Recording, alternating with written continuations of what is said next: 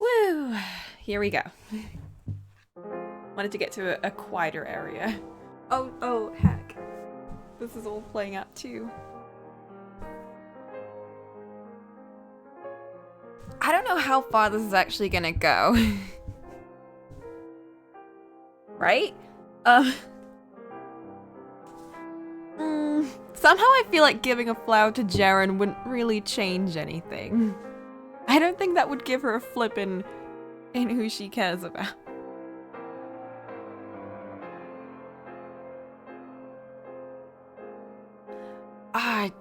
Do you think they're gonna go all the way to the end? Like what really happened all the way back there?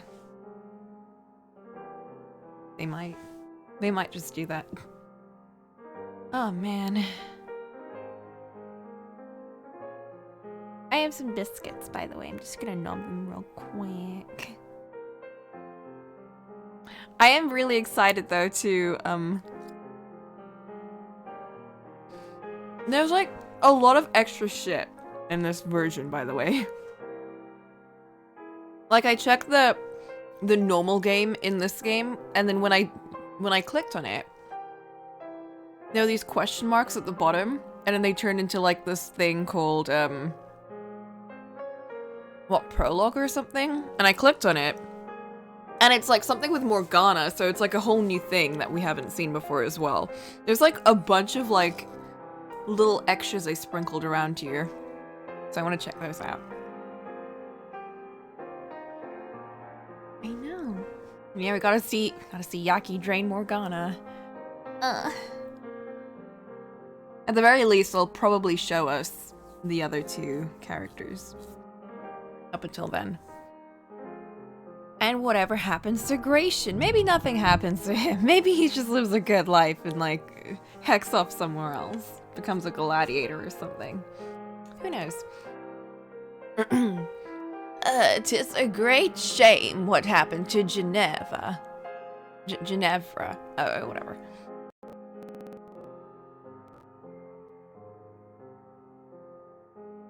The post-revolution merrymaking continued into the wee hours of the morning, after things settled down and the men returned to the city. An elderly man calling himself Odilon showed himself before me. He'll die a proud warrior death. I can imagine. But they're not gonna do that here. They're never gonna give anyone a proud death. They'll give him like a really unfortunate death, I'd imagine. Like, he'll never get the proud death. Despite his evident age, the man stood tall and spoke in a clear, confident voice. Oh. Looking into his deep sapphire eyes, I felt as though I could see everything he had borne witness to in these walls engraved within them. Odilon revealed himself as an ally of the revolution, and as having been in contact with Ginevra. Had things proceeded as initially planned, she was to take power and build the land anew with my assistance. But great change is never without its cost.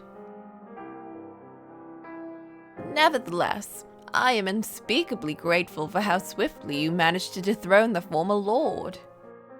Without your heroic efforts, we would still... Enough of the ass-kissing. I'm kind of surprised they gave this guy a portrait, but they didn't give Ginevra one. I was kind of expecting to see her at least. Tell me who you are, and exactly what you're hoping to get out of me. No need to be so apprehensive, I assure you. I am more than happy to tell you everything you wish to know. Ginevra is his fake mother. The one who died off camera. Who essentially, like, got him involved with this whole thing and was like, you're a king, you're a royal blood. And he was like, no, I'm not. She's like, yeah, you're right. But you can pretend to be one. I served as consul to the late Lord Jean-Francois Barnier. 'Twas I who aided the revolution from within the manor's walls, coordinating with Ginevra on the outside. Did that make you the one who ordered the gates open for us, then? Verily. Furthermore, I arranged to have a number of guards turn coat. Well, you did fine work. We would have lost a lot more men without your efforts. I have to ask, though, where were you while it was actually happening? I don't recall seeing you anywhere. I took the liberty of finding myself shelter. How fortunate for you to be able to kick back and watch, only to crawl out of your hole after we relieved the Lord of his head.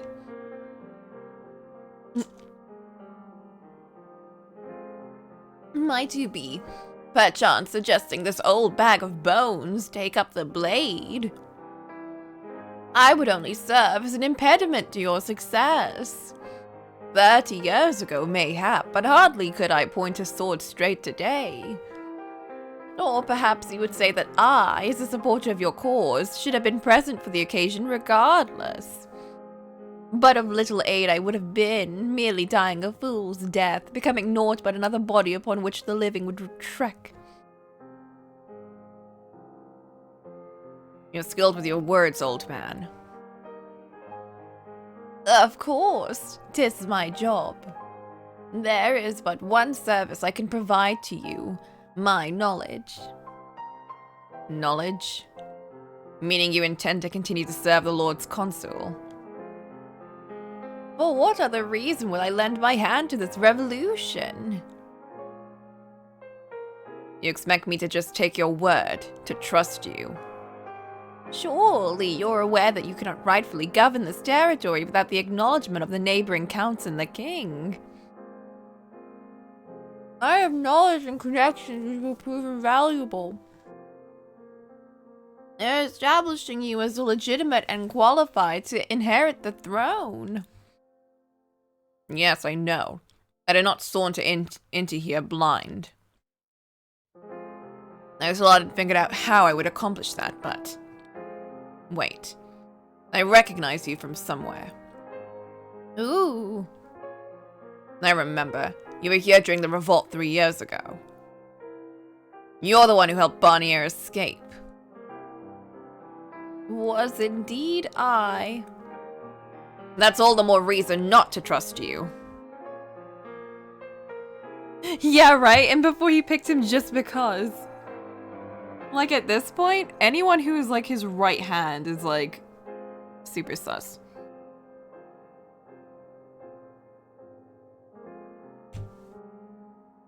You sat back and watched, not a damned peep, as the clown of a lord left his people to rot.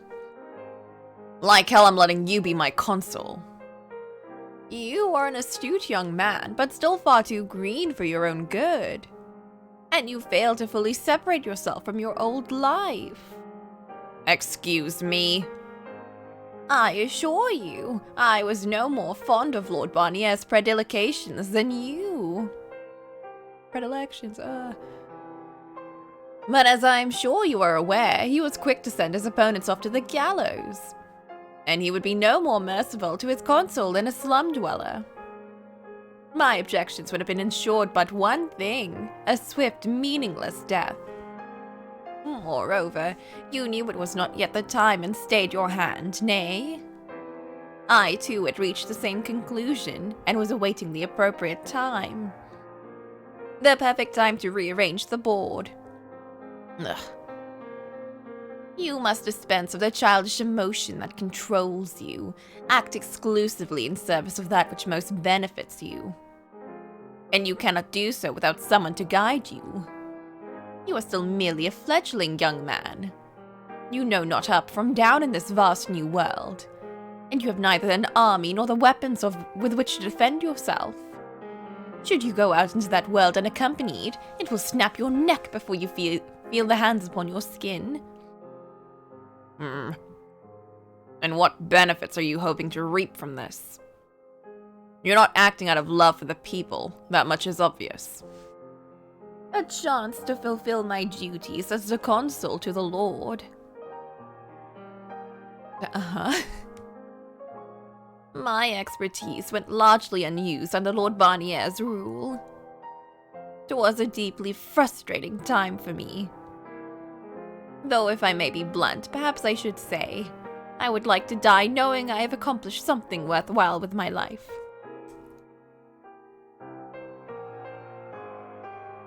I can promise you have no intention of misleading my people. My own personal amusement. You've still given me no reason to actually trust you. Allow my work to speak for my words. I'm eating some rich tea biscuits. The last of them, in fact. I have no more now.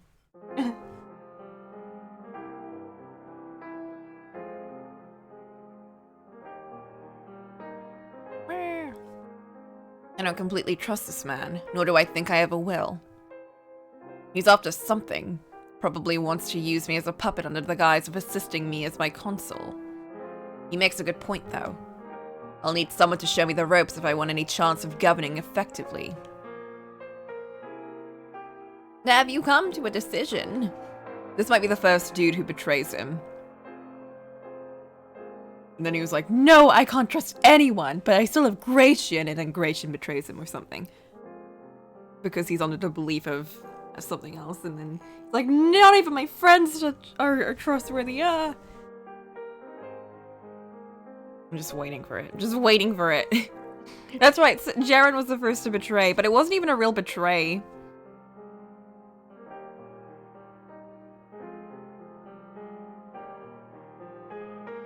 She was genuinely messed up in the head. Okay. It's a pleasure to have you, Odilon. At your service. That said, try anything, and you'll be at the door faster than you can blink. I bet he takes the side of the people, and then Jacobo's just like, what the shit? Understood. Good. Now, if I may, I would like to offer my first instruction. And what would that be? You will need to make a formal proclamation of your succession. There are still many among your people who do not know who you are.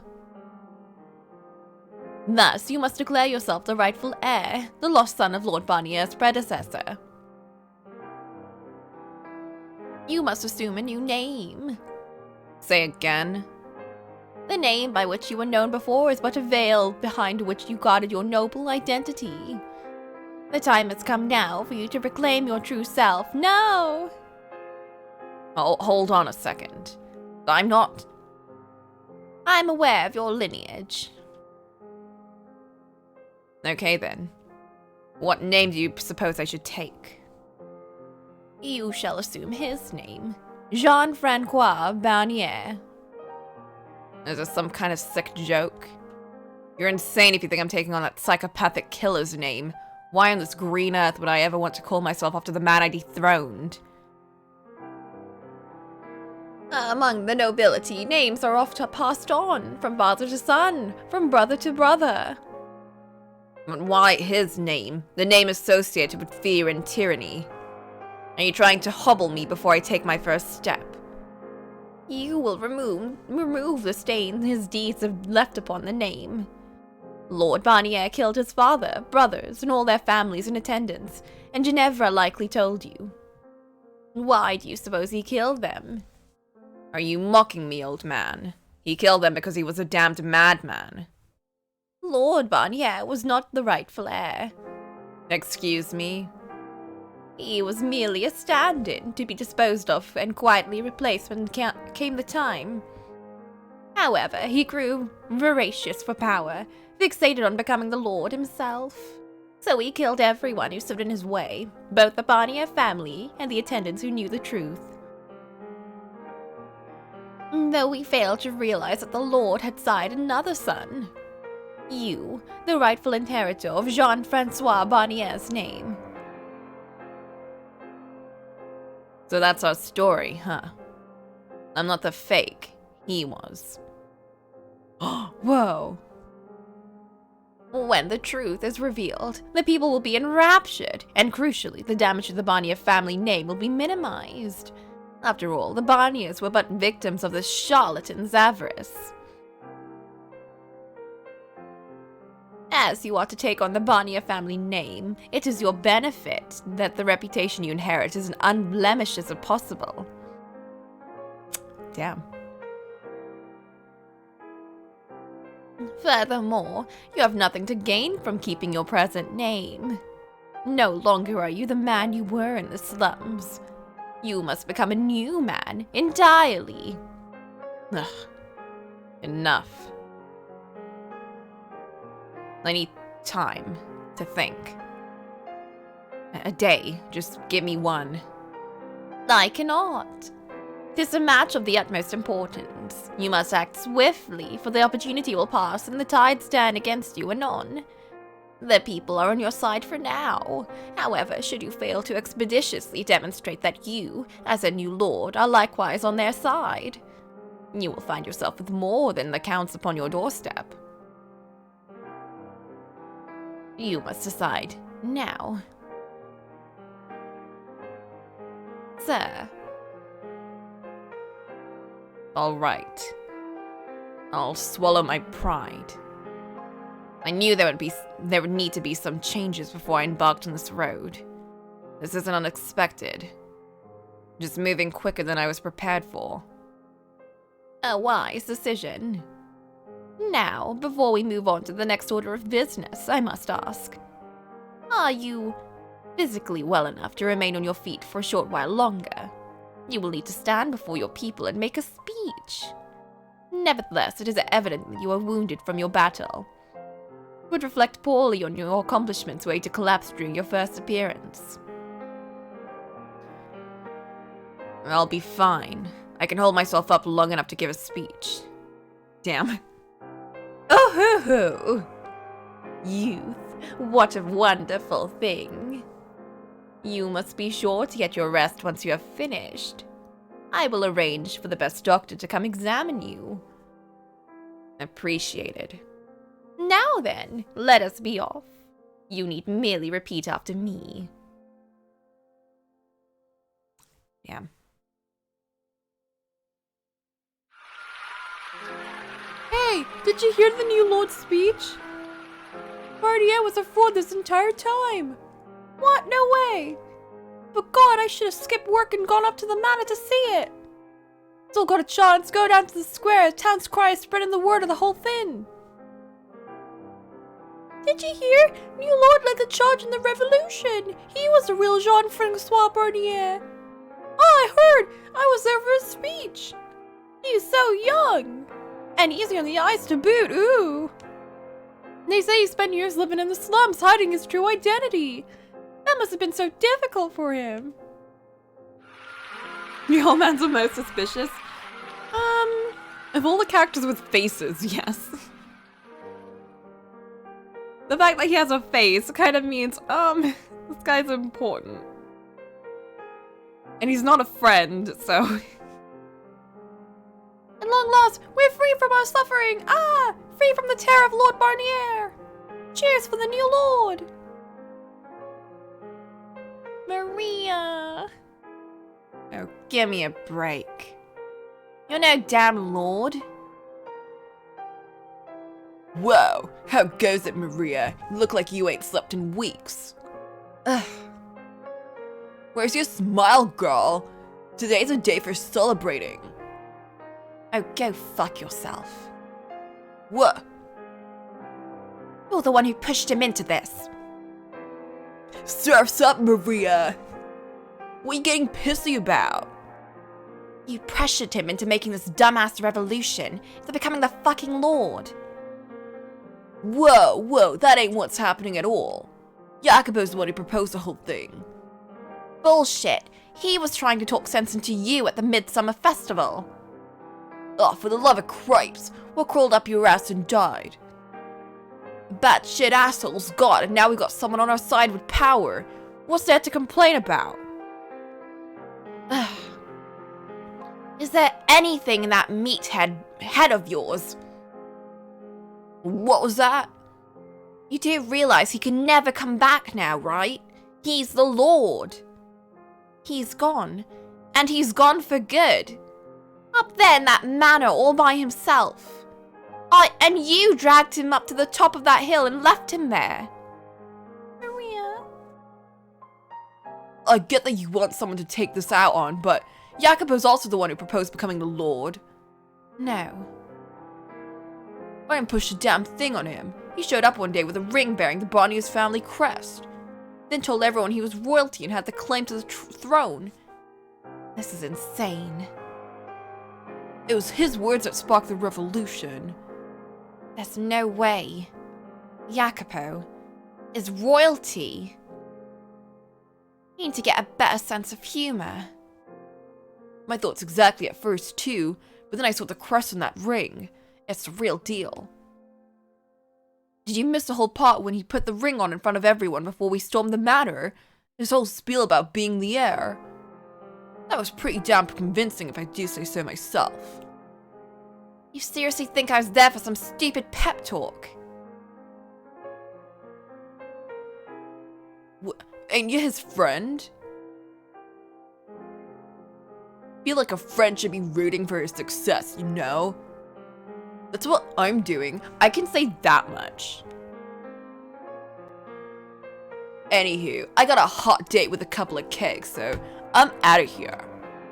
Unless you want to come with, we're gonna be partying all night long. Like hell I'm coming. I just thought I'd ask. Try not to look so sour all the time, Kay. You're much prettier when you're smiling. Choke on a dick, asshole.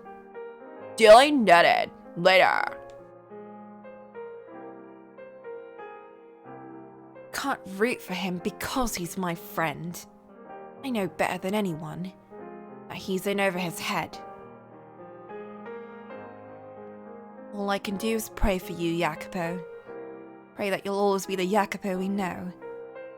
That this won't change you. We're still friends, right? Even if we're worlds apart now. Maria. Yeah, I'm sure nothing will change.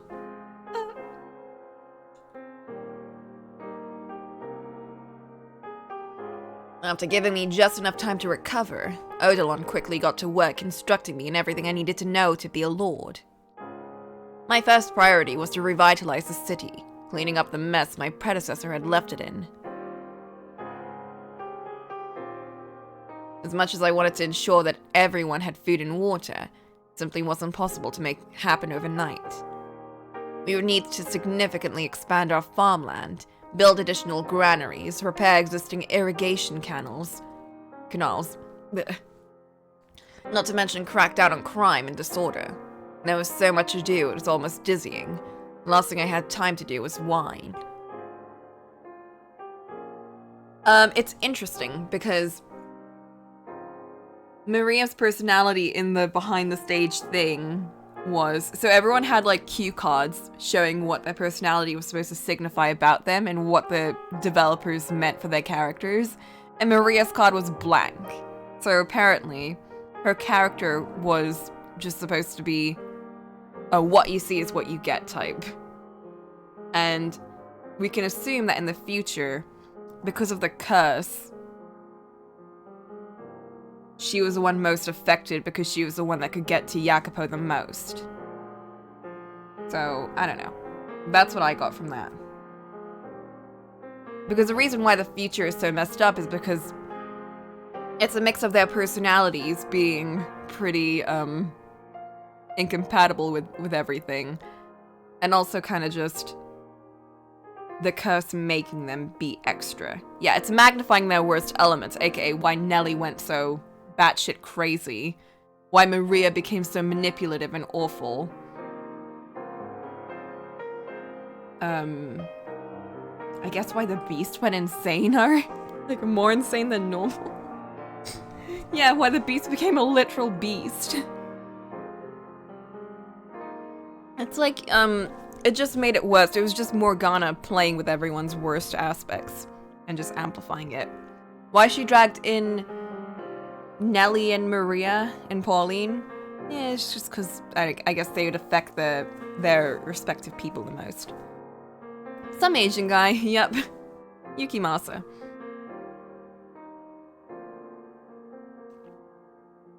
It's unsure if he is even from there in the past, but I think, yeah, Pauline actually, I think in the past, she was like, man, I wish I looked more like you. You have such beautiful hair. I wish I had beautiful black hair like that too.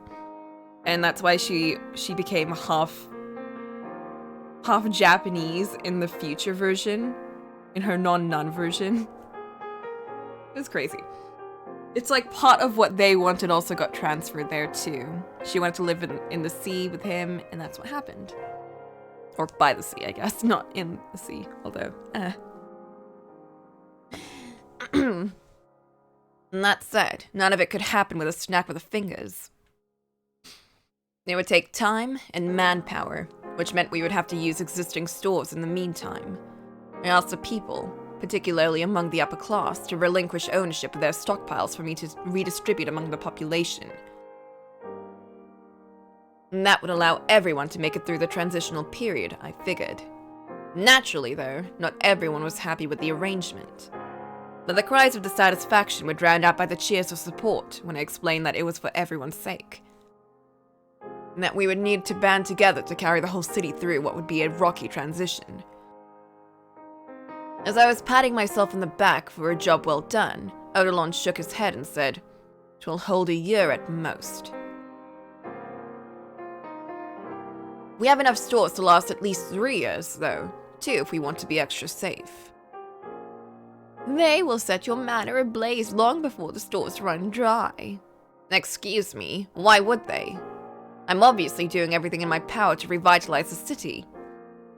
I was the one who freed them from the claws of a tyrant. The people only see the results.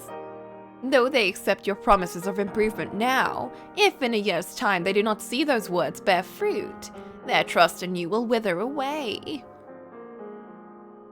No. That you came from the slums is viewed now as a heroic rise to power, but your past will soon be turned against you, used to delegitimize you. God, he's too right. You must produce for them tangible results. God, I knew this wouldn't be easy, but still. It boils my blood to think my predecessor sat around on his ass all day. Did he even accomplish anything in his entire time as a lord?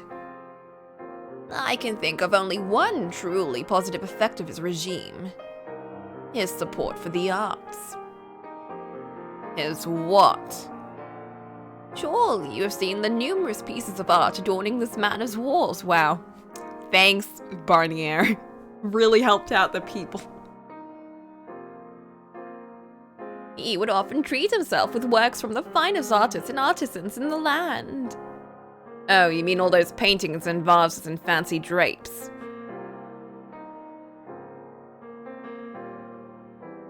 Bunch of worthless junk, every last bit of it.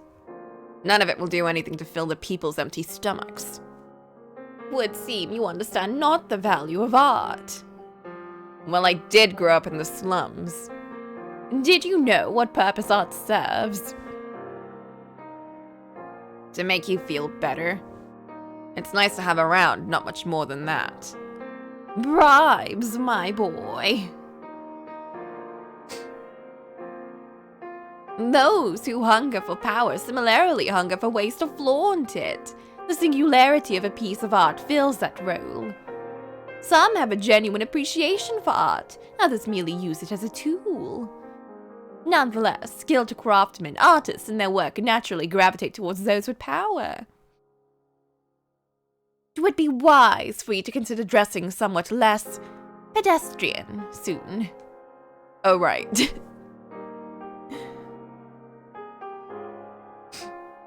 Yeah, I think he'll definitely start pushing that whole think of the big picture type thing. Whether he's there or not, I can't say for sure. I'm not gonna make any guesses about that, but I think this guy is definitely gonna influence his thinking at least. If not for the better or worse part, because I mean, to be a lord, he probably does need to think of the big picture. And then he got the big dumb. And did the big dumb. You mean start handing out bribes? Indeed, but remember, they are negotiation tools. You must use them where they provide you the greatest returns. Negotiation, huh? Alright, I think I see where you're getting at. If I want to revitalize a city in a year, I'm gonna need help from my good neighbors. In exchange for provisions and workers, I offer the various counts pieces from Barney's collection. Sound about right? Precisely. My, you're much cleverer than I would expect of a man from the slums. Now, if only you would become accustomed to this manner of thinking, you could become a fine leader in short order. And I appreciate the concern, old man.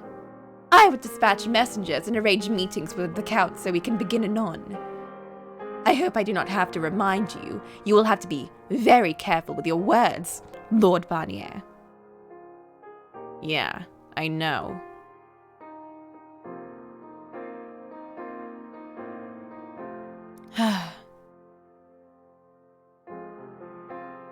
You seem quite tired, Lord Barnier. You think? Every day I have to go meet with someone new. I spend all my travel time learning how to read and write. It's enough to exhaust anyone. 'Tis necessary, nonetheless. Illiteracy will only... Yeah, I know. You said I look tired, and I'm telling you why that is. I never said I had a problem with it.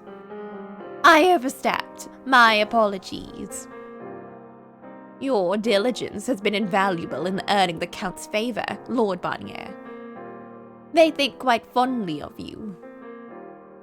Is that so? Because that's certainly not the impression I'm getting. They put on a facade of friendliness, but beneath the surface they're all laughing, trying to figure out how to best use me, or just outright scoffing. Not a one of them sincerely trusts me. I'm just a pawn to them. We are all pieces on one another's boards. What's that supposed to mean? Oh.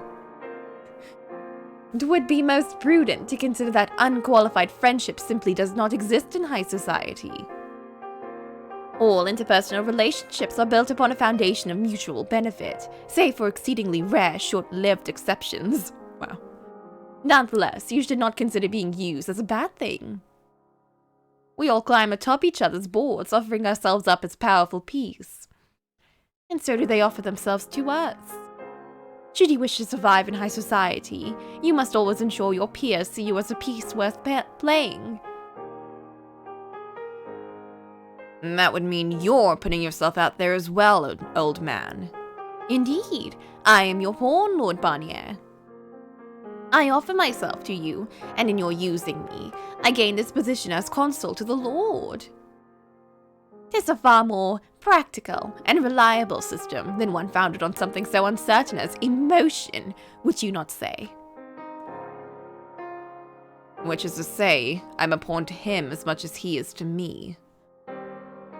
I suppose so. Then, I too will have to ensure I remain useful, lest I be swept aside and another Barnier brought in to take my place. Oh, sharp words, my lord. But worry not, I have no qualms with your performance at present. Now, Lord Barnier, we must discuss your next. Hold on a sec, would you? Yes, sir. Do you mind not calling me Lord Barnier in private?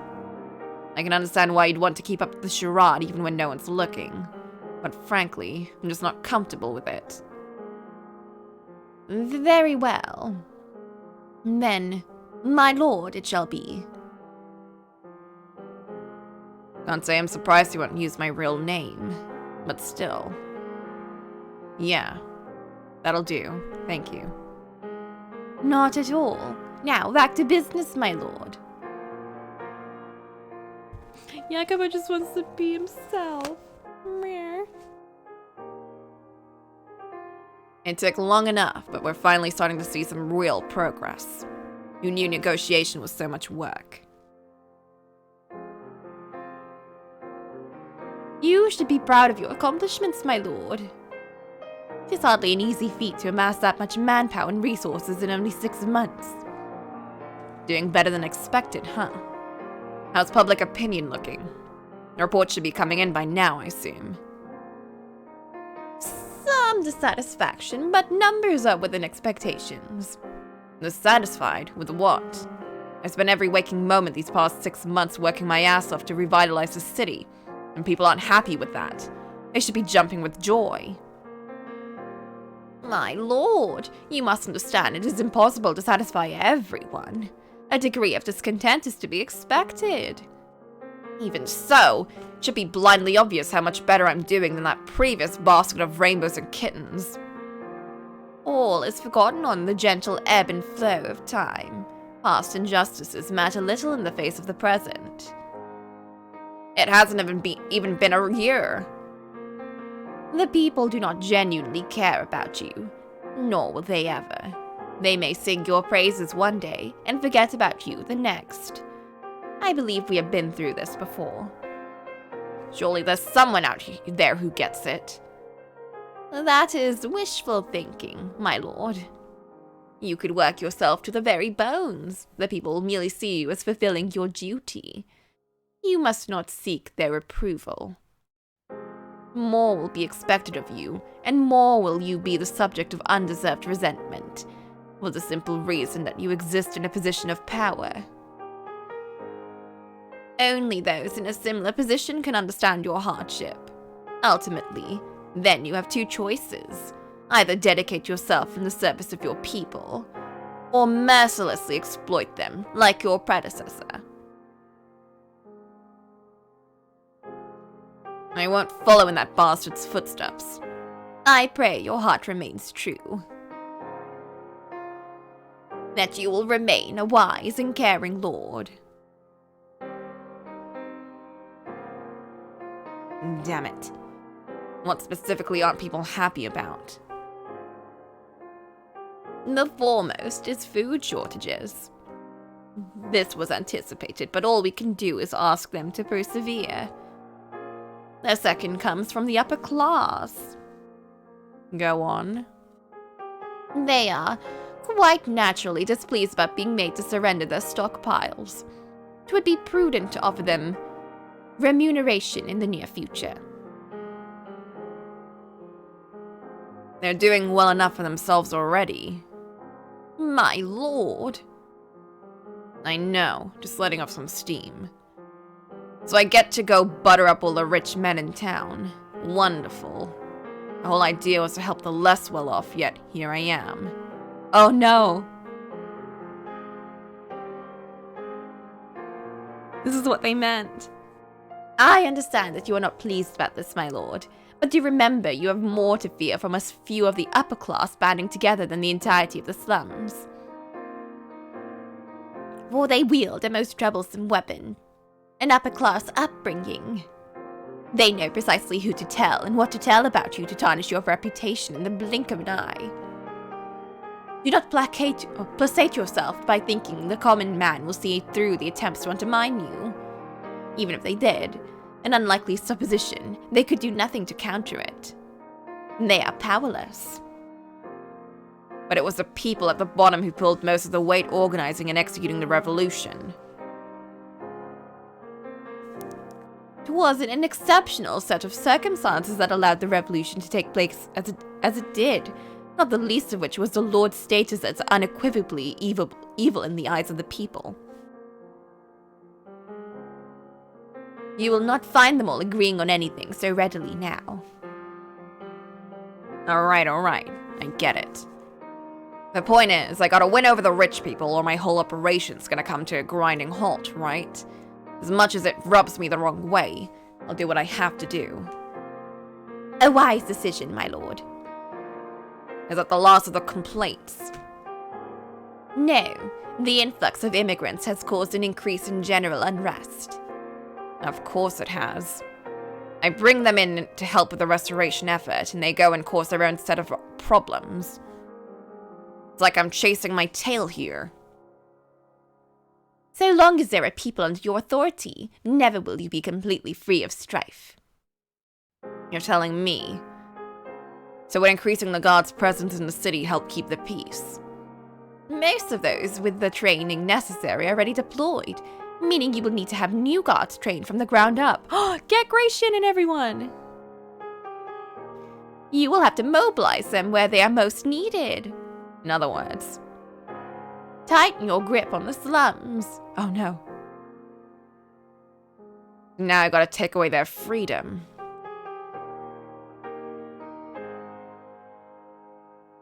I know you have a personal attachment to that area, my lord, but you must cast that aside.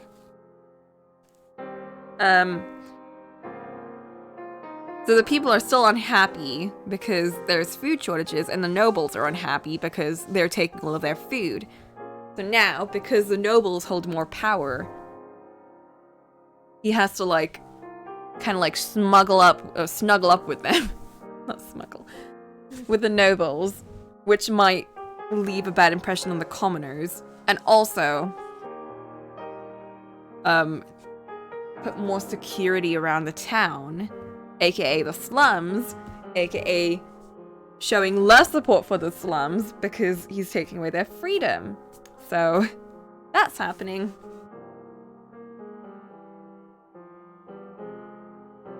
No longer are you the man you once were.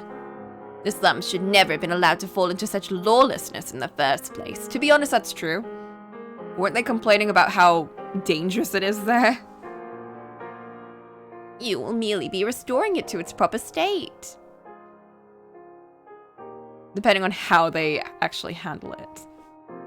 If you truly wish to bring prosperity to this land, you must eventually scale down and then eliminate the slums. Oh. But if I get rid of the slums, I'll be getting rid of their home. My lord. I know. I understand what you're getting at. I understand that everything you're saying is perfectly logical. Can we hold off on that for a bit? A bunch of guys down there formed this peacekeeper group to, you know, keep the peace. They'd gladly help out if we talked to them, I'm sure. Can we do that? Yeah, let's do that. We can scale up our patrols, but no stepping on their toes. Got it? As you command, my lord. Oh, here we go. Royal Jacopo.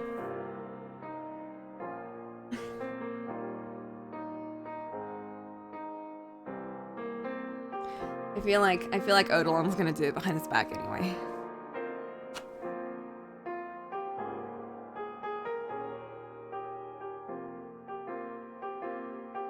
Hard to believe it's been a whole year. Feels like I only just started yesterday, yet also like I've been doing this forever. You are looking somewhat worse for wear, my lord. Do I? Who am I kidding? You're right. On the other hand, you don't look like you've even lost an hour of sleep this entire year.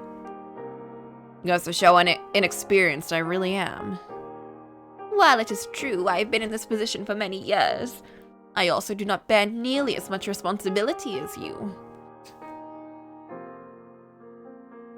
I merely stand in the background and offer you small pieces of advice. Yeah, can't he just like hire Maria to visit him? Pretend it's like him hiring a whore or something. Or a concubine, and then be like, hey Maria, can we talk? I'm sure everything's difficult. I just want a friend. I want to talk to someone. But we know Jacopo's whole personality. He'd never do that. All the while you face the crowds directly, negotiate with counts, make dozens of difficult decisions. If there is one thing I've learned in all my years, it is that I could never begin to imagine the weight a ruler must carry. Never mind one who never raised to take the throne and thrust themselves into the labyrinth of politics and high society. It would be a greater surprise if the trials had not taken their toll. And that reminds me, Barnier was a lord for a full decade before we took him out, wasn't he?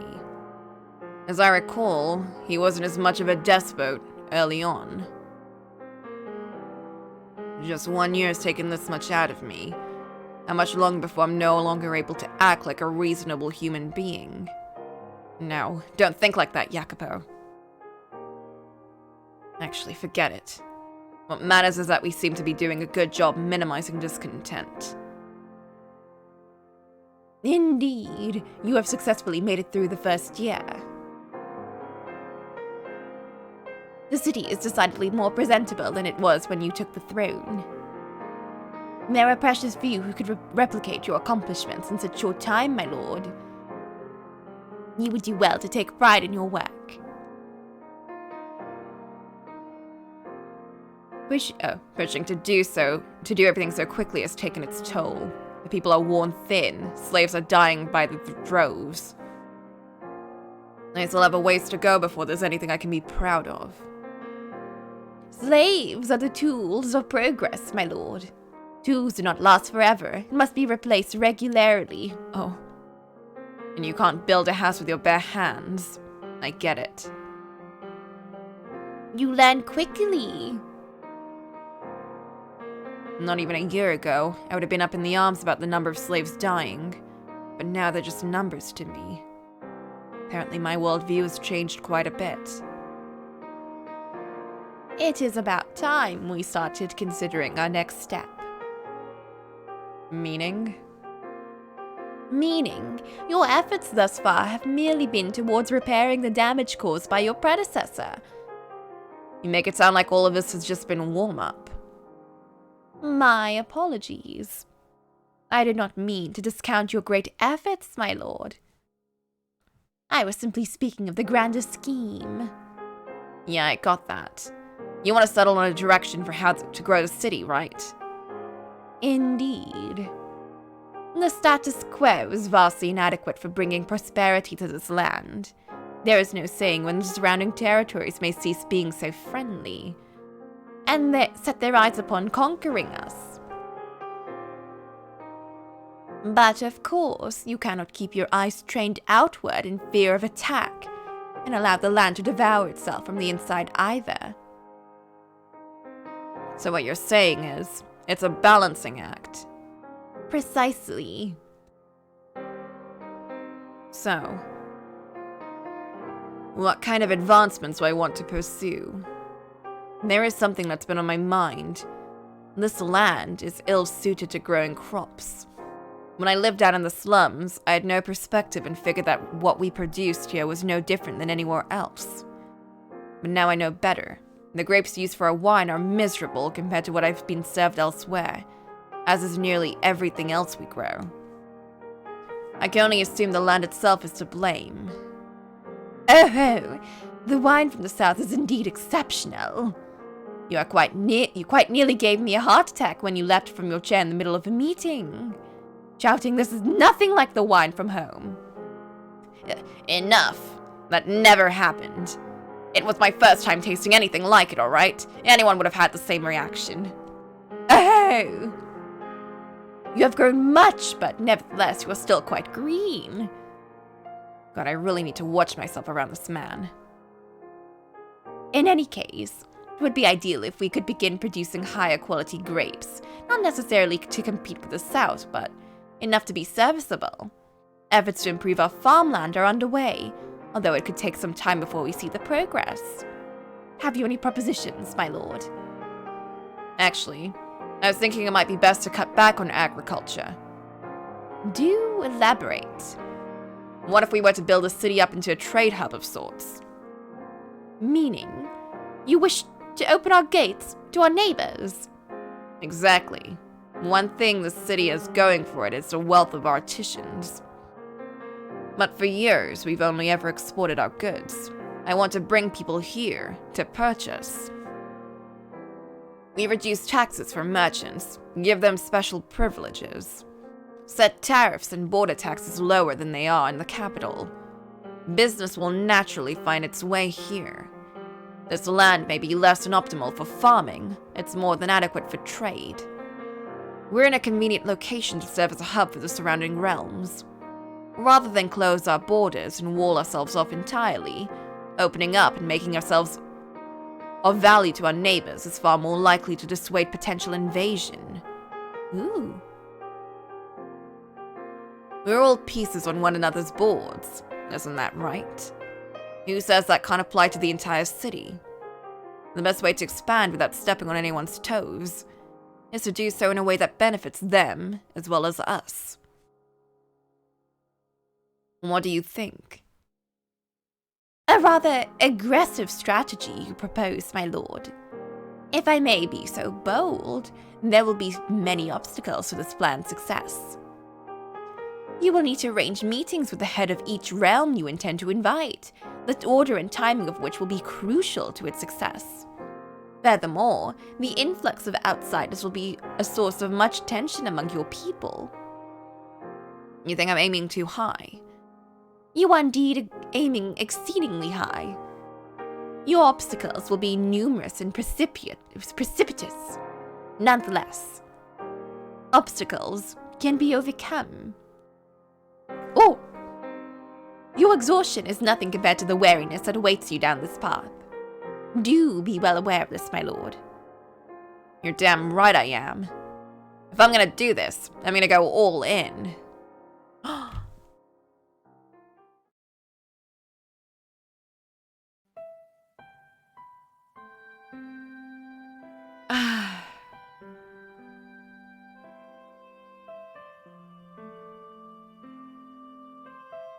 Man, it sucks because he actually did accomplish all of this.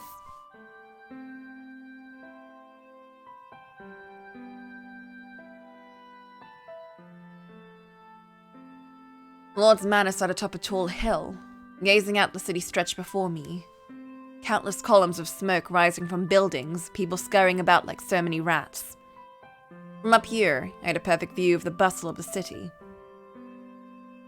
But I was too far away to feel the life breathing through it, to think I used to be one of those tiny little specks. Thousands of people lived there. They had families, jobs, friends, hobbies. As much as I was cognizant of that fact, I no longer grasped it on anything more than a conceptual level. It was incredible just how much my view of the world had changed in merely a year's time. I'm gonna go out into the world, I said. I thought that clawing my way to the top of the ladder would let me see it, would let me experience it. That with power, I could have the whole world at my fingertips. But reality wasn't so simple. This sure isn't what I was looking for. Hell, I feel like the chain just got tighter around my neck. There's no way to truly grasp the view from this height without climbing up and seeing it for yourself. And that was exactly where I was a year ago, blind to the reality of life in the upper echelons, fantasizing about a world that didn't exist. Unlike the me of the past, I did have the satisfaction of feeling like I was accomplishing big things. Was that really worth cutting myself off from all of my friends? Did those achievements really justify a bloody revolution? Or, I suppose I should ask, was this work valuable enough to me to justify it all? Reminiscing about days long gone wasn't going to help anything, and in fact it only served to cause me pain. I couldn't return to that time. This was where my quest for power had brought me. Now I had to live out my days as lord of this land, telling myself day after day that it was far better than being a powerless slum rat. God, I've been so busy this past few weeks. My eyes are...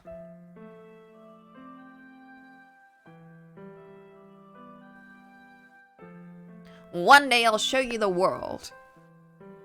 Do you ever get tired of saying that? You gotta think big, dream. The world's changing all around us. A life just fighting to make it day by day is hardly a life at all. I don't want to spend the rest of my days confined to this tiny little corner of the world.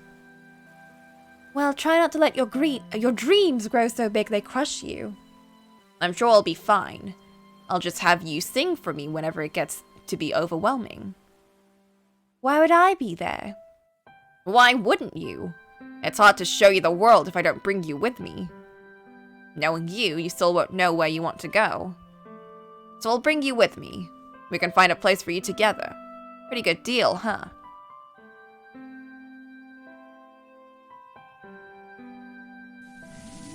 I don't need to see the world. All I want is...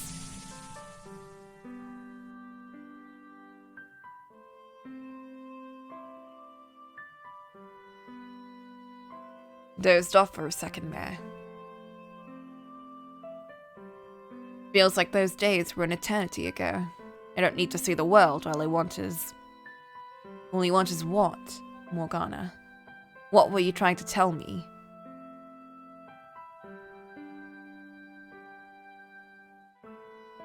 Man, feels like a whole different place here now. Think? Looks like the same old nasty dump it's always been, haha. He's talking about the whole city, you dolt. Exactly, things are on the up and up in the city proper, but we ain't seeing a scrap of it down here. The heck's up with that? Well, the new shops are spilling out past the city border, and the highway into town's turned into a full-blown bazaar. Ooh, that sounds nice. Do you think that damn head of yours? We're saying how come we're still living like rats if they got spare coin to build all that market space? How will all these damn immigrants coming in, the slums are even bigger shithole than before? Oh, you know, I never thought about that till now, but you're right. The gang's been a lot busier lately with all the drifters. And Jacopo, Lord Barnier ain't showing his mug down here even once since he took over. I get the bloody Lord can't spend all his day hanging out in the slums, but he could at least visit. Instead, he's spending all his time buddying up with the rich folk. And we ain't used to be such good friends too. Oh, we used to be such great friends. I wonder if he's just planning to not bother with us at all. I hope not, but that's what it's looking like. You'd think he'd at least throw us a bone rather than letting the merchants and upper class take coin bots in his coffers. Guess when he became one of them, he became just like him too. Feels like we're in the exact same place we were a year ago. He's no different than the old Barnier. Wow!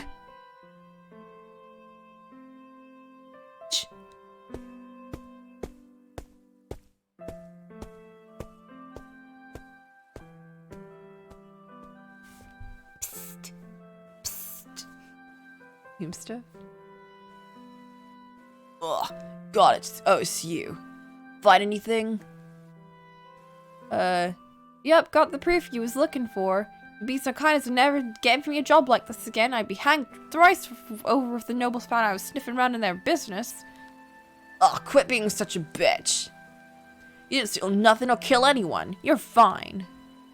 Well, that secret can sometimes be worth more in his life. On to business. Your suspicions were correct.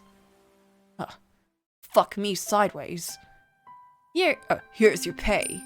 Take it and piss off. Nice doing biz. Hey, hold up now. I risked my neck to get that for you, and this is all I get in return. Got a problem with that, you little bitch? No, sir. Don't you worry. I'll get your fair due in shortly. Oh no.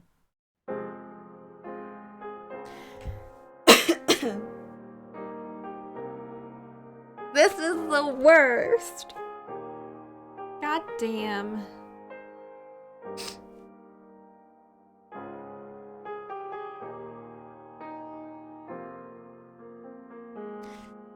And these construction costs are really starting to pile up. Can't we put the manor repairs off until we've taken care of more pressing matters? Like using that money to help the poor. The Lord and his residents are the face of this land. If you wish for the city to continue thriving upon the fruits of your relationships with the surrounding realms, you must maintain a minimum level of respectability, my lord.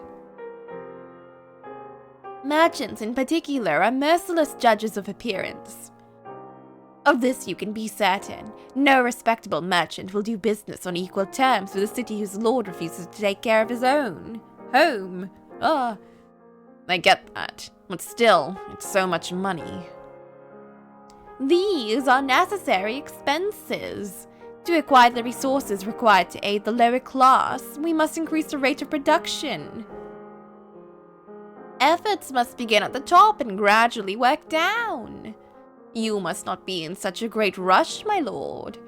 The work you are performing is on a much larger, longer scale than perhaps that of which you are accustomed.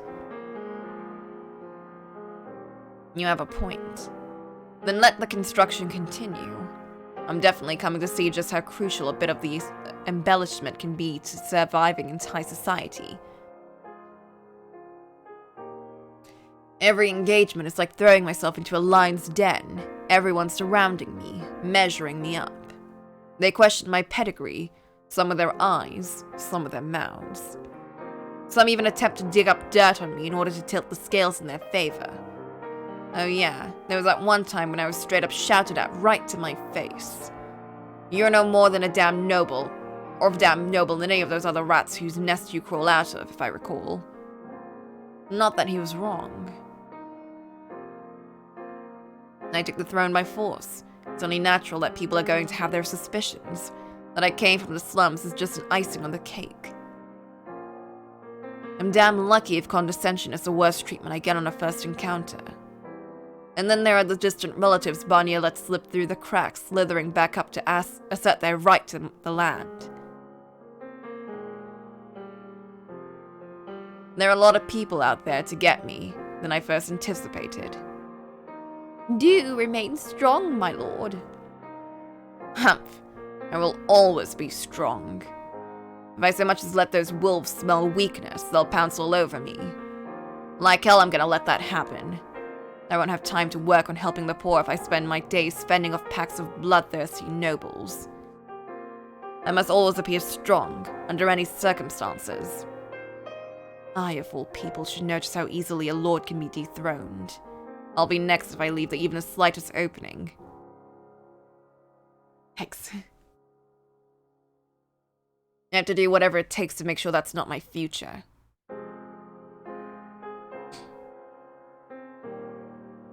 Perhaps you should get some rest, my lord. This really reminds me of, what was it? Jacopo in the 1800s. When we get to hear his actual thoughts. And you can kind of see how other people would see him versus what he's doing. It's like, I get why Gratian and everyone thinks he's like, you know, what they think he is. It's fascinating. It is. It's crazy. I have to review the construction budget so that... Allow me to handle that. I will get you something to drink. Oh, really? Does it have poison? Perhaps a glass of that southern wine you are so fond of. It's quite sweet, perfect for alleviating built-up fatigue. I'm not fatigued. Come now, please take this request from an overly concerned consul, my lord. Fine, you win. What if he's actually a good dude, but then someone's framing him?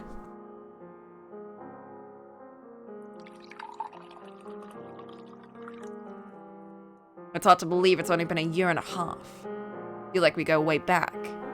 Oh, we do see each other every day after all. I'm starting to crave some variety, to be honest. I never found a good opportunity to ask you this, but... Yes. Do you have any family? Because if you do, you're more than welcome to have them live here. I appreciate your concern, my lord, but they have all passed away. All of them? Indeed. My entire family was eradicated at the previous lord's order. Oh my.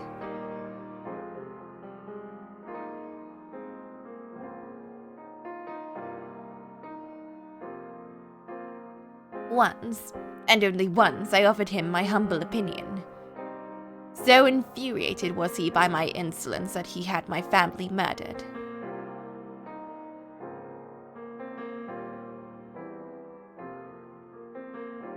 I would have much preferred myself killed in their stead, but he was a man who reveled in others' suffering. And you just kept on serving him? That is correct. I acted as his loyal servant, too afraid to speak up again. Acted? Recall what I said when we first met. I was sitting in wait for the perfect opportunity. Now you understand why. Well, damn. If I may come clean about that time, I had every intention of disposing the revolution's puppet master. Oh. Never once did I trust Ginevra. Her foolish motives were plain as day. As a new lord's mother, she planned to control her planted usurper from the shadows, acting as the effective governor of the land. Having no family left myself, the city and its people are like my children. I refuse to stand by and allow her to turn them into tools to satisfy her own avarice. The land would hardly survive a tyrant sweeping in to replace a tyrant. No, now it's like to see him as like a dad, and if he betrays, I'm gonna be so sad. That she was removed from the board by the former lord before she had a chance to see her aspirations to fruition. Knowing she was no longer a danger, I decided I would wait and see how the successor fared before taking any further action, to determine if you were sufficient to serve as a lord of this land. And I guess I passed, huh? Are you not upset, my lord? Nothing to be upset about. You never hid the fact that you acted in your own interest. That if a piece had no value to you, you discarded it. I always knew there was more than what you were telling me. Oh. I'll just say, I'm relieved to still be standing here. Oh, if only you knew how close you were to failing on the other side of that line. Am I really that on edge, after all the work I put into this? While you do have a rare aptitude and strength of spirit, you are still much too easily swayed by your emotions. Ugh. Oh man. Ergo, I shall continue to instruct you until you are able to fully satisfy my expectations, Dad!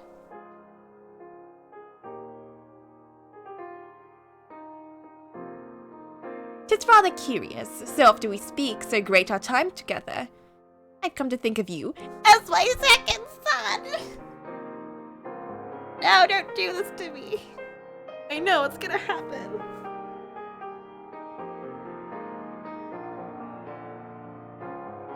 They pulled a dad card. No! No! They know! Don't get all mushy on me, old man. We're not friends, and we're not family. I'm not a pawn on your board, and you a pawn. I'm a pawn on your board, and you a pawn on mine. It's strictly business. Oh, my apologies. I never said a word. Right. Never happened. Ugh. Moving right along. You just keep doing what you do best. At your service, my lord. Out of curiosity, do we have any free hands around capable of riding a horse?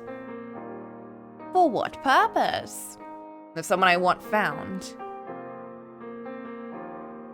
Whoever it may be you wish to find, my lord, I'm obliged to remind you that. Don't even have to finish that, I know. I'm supposed to leave the past in the past.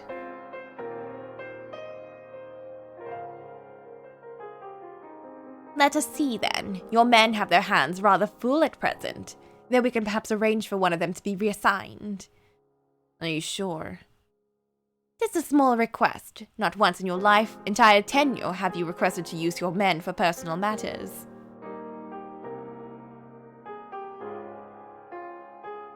I believe we can spare a hand or two in such a rare occasion. My thought was that old man's gonna die in his stead, or something. And Gratian's gonna be the killer, and he's gonna be, everyone betray me, meh. Much appreciated. Shall I arrange for them to set off immediately? Please. I'm looking for a girl. If she's alive, she'll look around 13 or 14. She has unusual markings on her face. Markings akin to burn scars. Manier once imprisoned her in this manner. He used her as a prop for his banquets, cutting her up from head to toe. My guess is that the patches on her face are a result of Barnier's abuse. Indeed. I know the girl. I presume she had not survived the slave revolt. I take it you care quite deeply about this girl, my lord.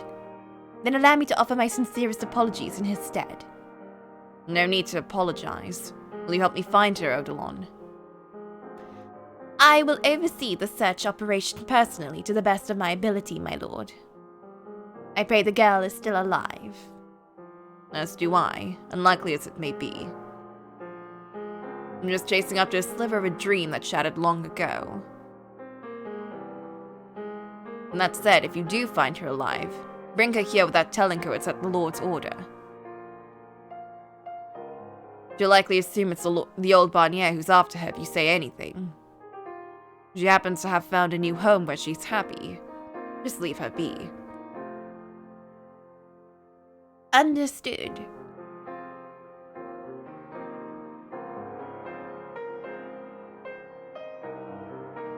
Well, I don't think he could really do much at the state of what he was. I get what you mean.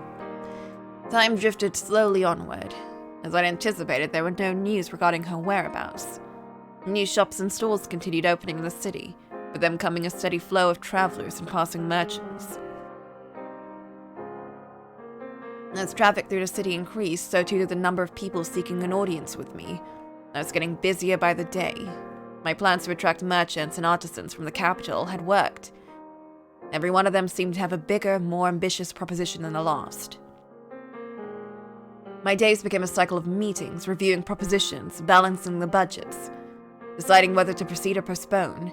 Amidst all the tumult, my thoughts had drifted ever further from the poorest of my people.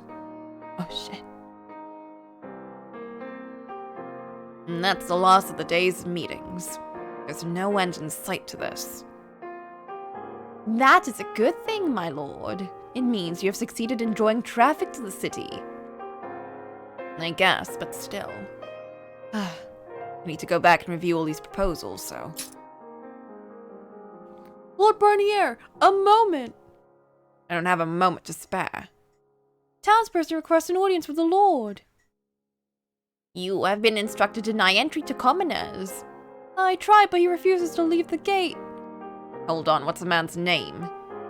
Calls himself Gratian. Oh shit, is it really him? Let him in by all means. My lord, you mustn't give anyone special treatment. Gratian's not just anyone. We've been to hell and back together. You wouldn't be here if it wasn't important. I should hear what he has to say. No, my lord, you cannot. Your past is... He's a good friend. I'm not sending him away. That's not even on the table. Friend or not, you mustn't give him an audience. You are the lord now, and he a mere peasant. You cannot be certain he will hold himself with proper decorum. I don't appreciate what you're implying about my friend, old man. He's no goddamn brute.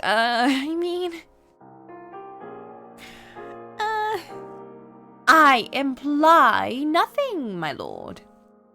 Keep your counsel to topics you actually know something about. I'm not gonna stand by and listen to anyone insult my friends. Not even you. Dad. My lord, must I remind you yet again to keep your temper in check? That's enough out of you. I'm done, not another word on the subject. My lord. Hey, God, open the gate. Yes, sir. Oh no, Odilon has lost respect for us. No, Dad! What's up, Jacopo? It's been ages. It feels like forever. How have you been doing? Never been better. How about you, kid? Odilon is so upset. Gratian wanted to go see Jacopo, and Jacopo was like, oh god, we gotta see Gratian. He's my best friendo. And Odilon's like, no, you mustn't let your past come back to you. And Jacopo's like, shut up, old man, you don't get it. And then Odilon was like, So that's what's going on now. Ahem. Show proper respect to your lord, peasant. You ought to revert to him as Lord Barnier, not any false names he may have responded to while in hiding. Seriously? You weren't gonna let me kick back even for a buddy? Enough, Odilon. You can call me by my old name. But, my lord... I said I've heard enough from you. Well, Maria didn't come to see him.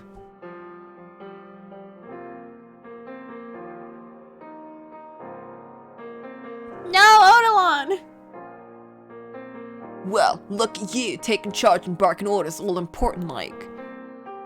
You're like a whole new man, m'lord. Please, you can use my name.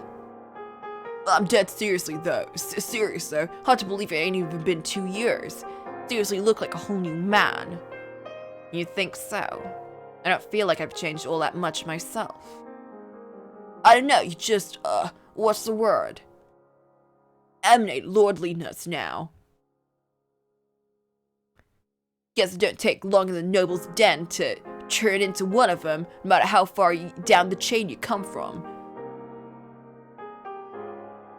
Look at this room, whoa. Look at all these fancy fucking furnishings. None of this old Barnier stuff, is it?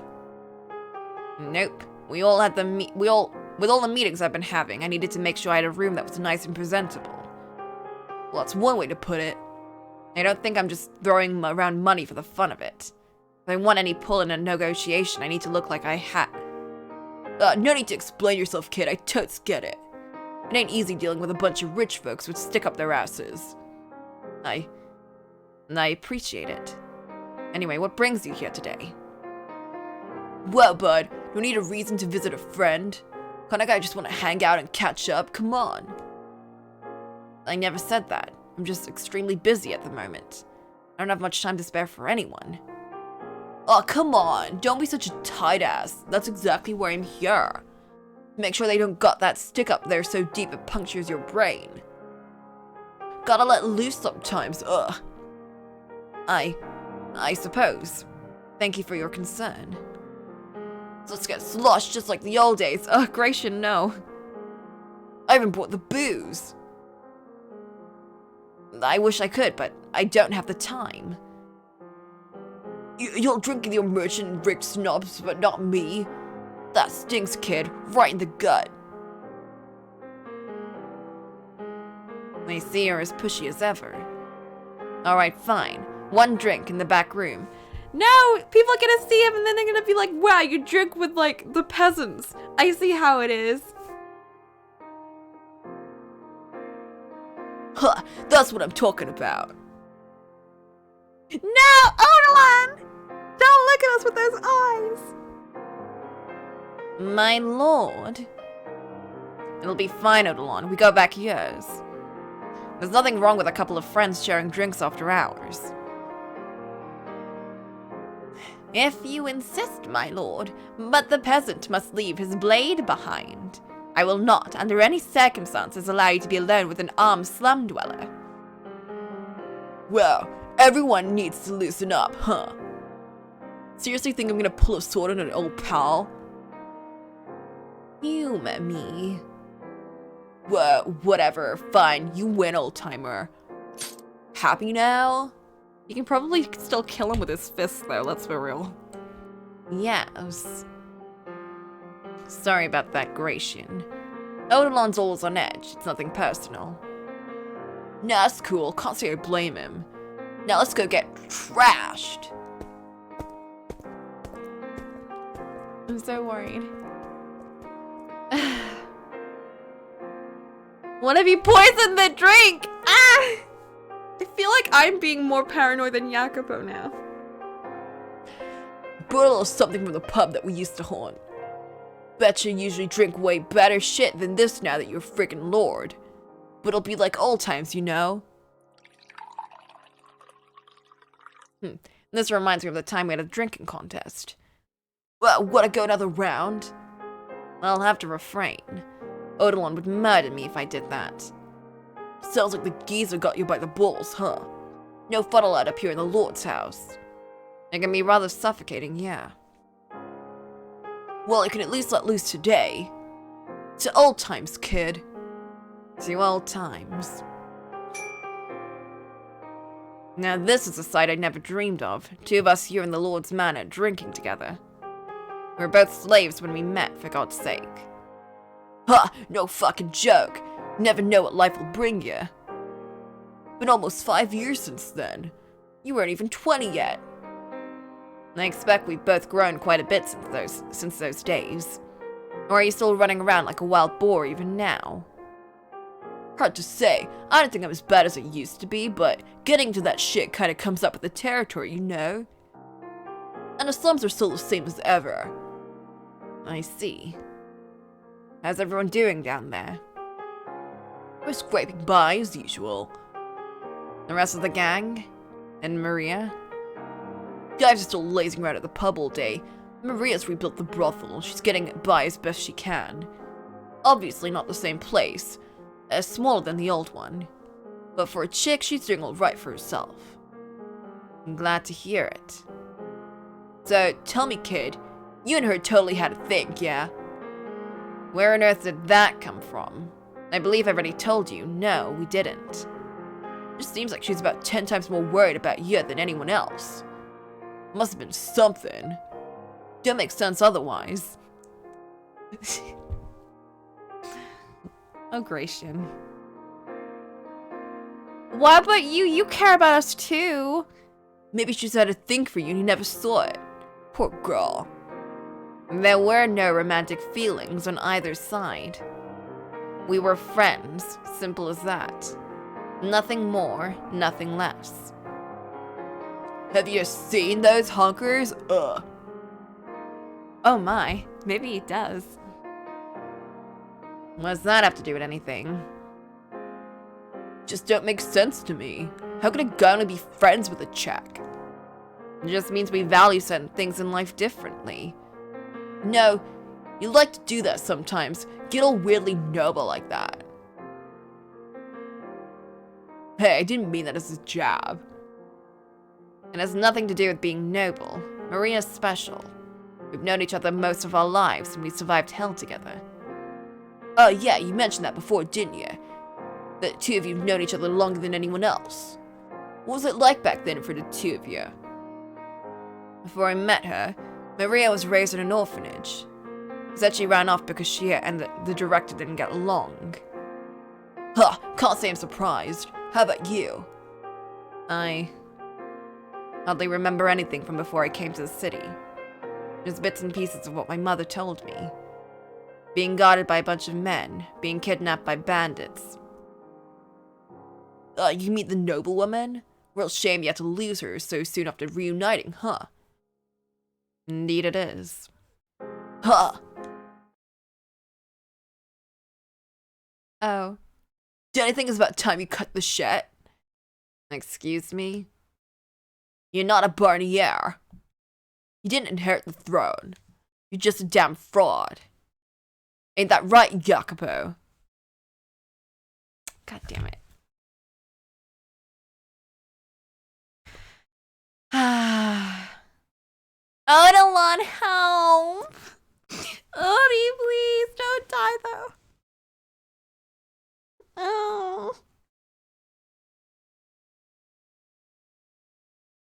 I knew it. I knew it. What are you talking? Oh no, they're playing this music too.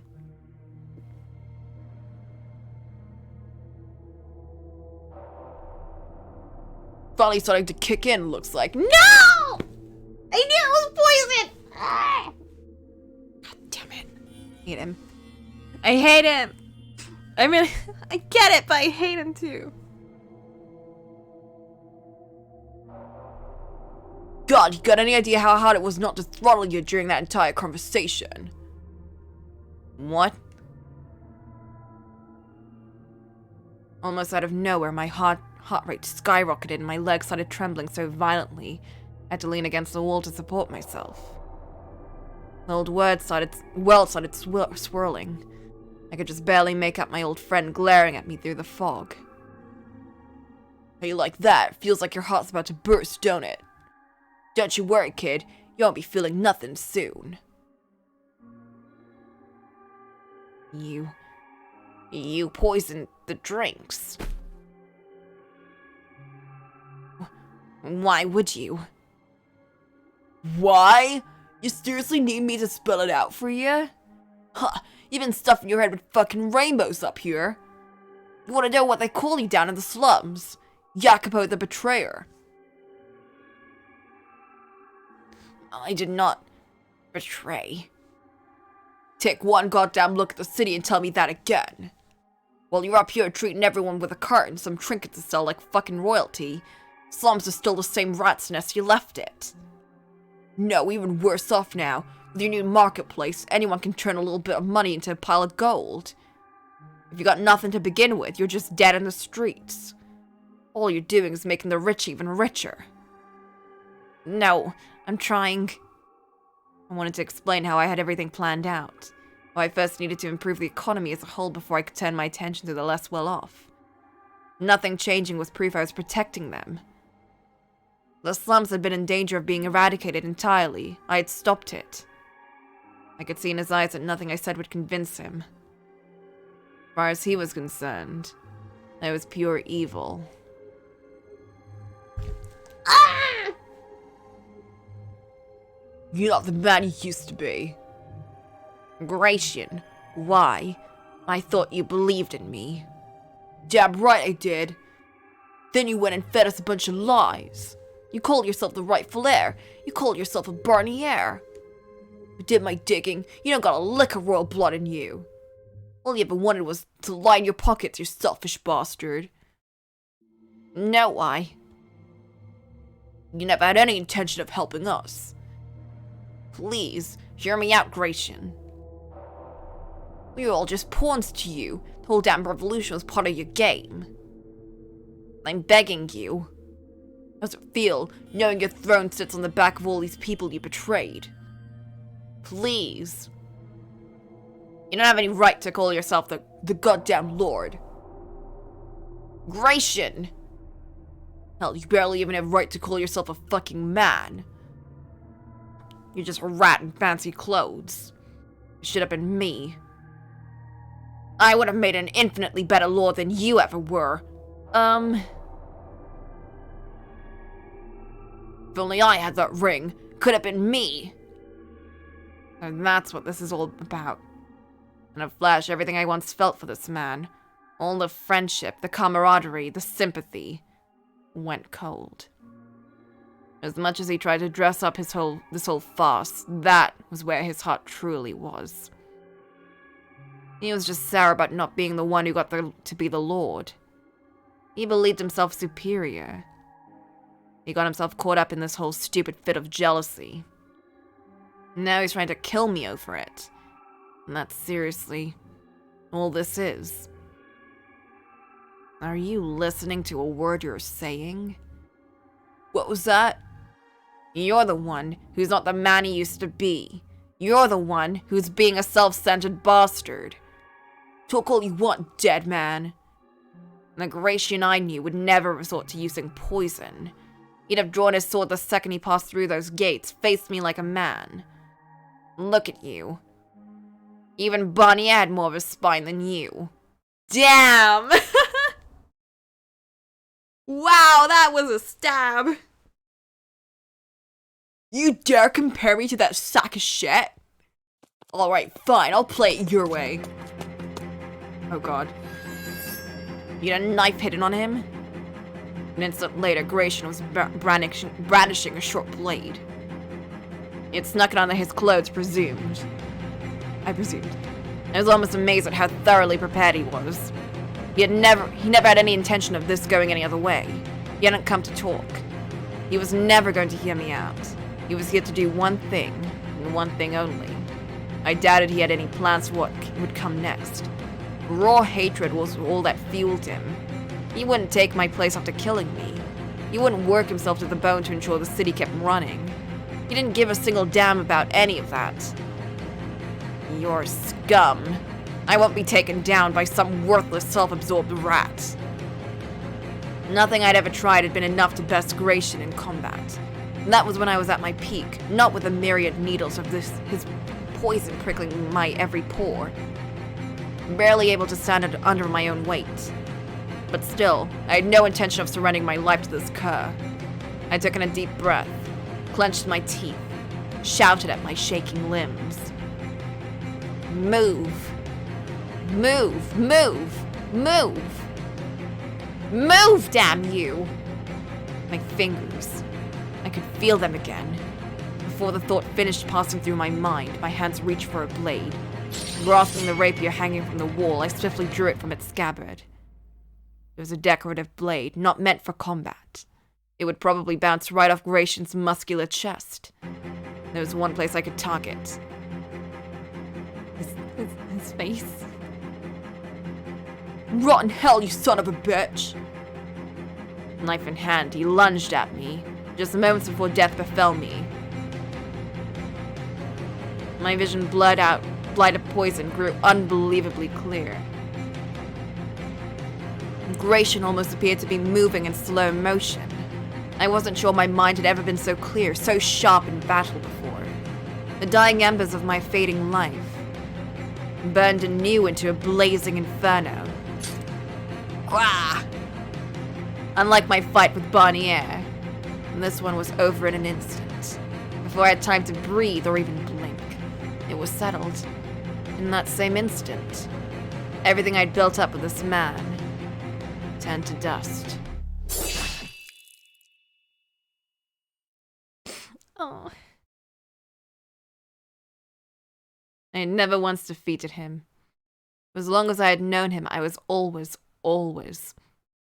number 2. And now, for the very first time, I won.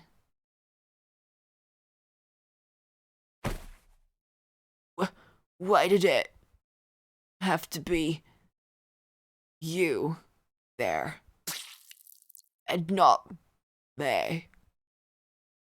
The blade of the rapier in my hand skewered Gratian's throat. His mouth flapped open and shut like a fish. He glared at me, face twisted in a mixture of hatred and agony, sputtering fragments of contempt, until the life drained from his eyes. My first victory against my old friend also took his life, and it all happened in the blink of an eye, hardly enough time to even register in my mind.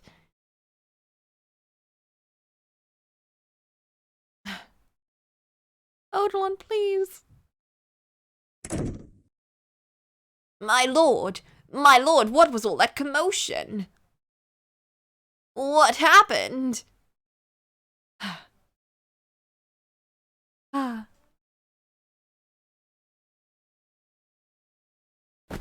My lord, please, stay with me. Were you poisoned?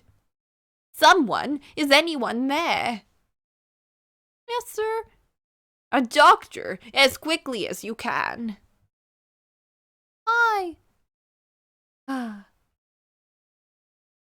My lord, please, my lord. A doctor will be here shortly. Please stay with me just a little longer.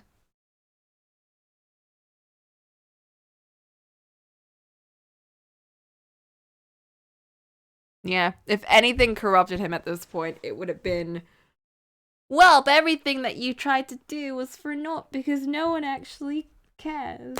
Or they don't understand.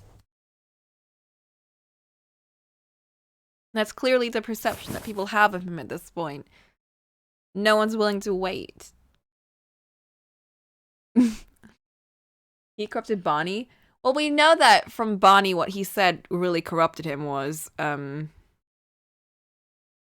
what was it?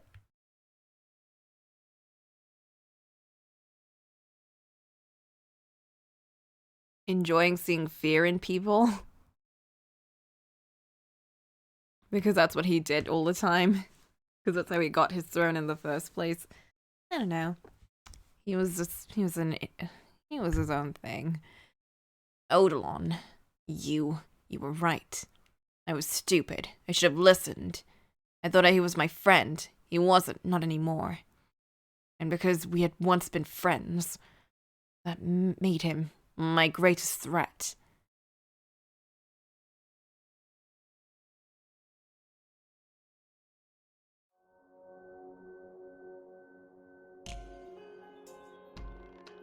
Can't breathe.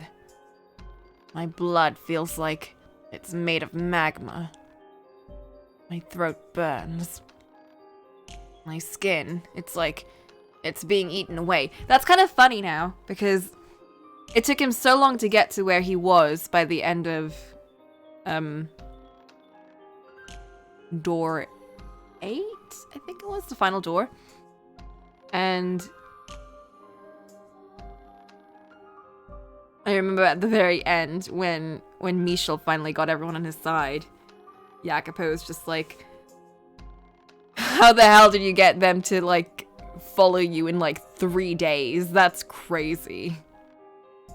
That's ridiculous. You're crazy. And he was just like, everyone here is crazy. Ha ha ha. Who's there? Ha ha ha ha ha ha. Who's there? Why are you laughing? Ha ha ha ha ha. Answer me. Oh. Ooh. Ooh.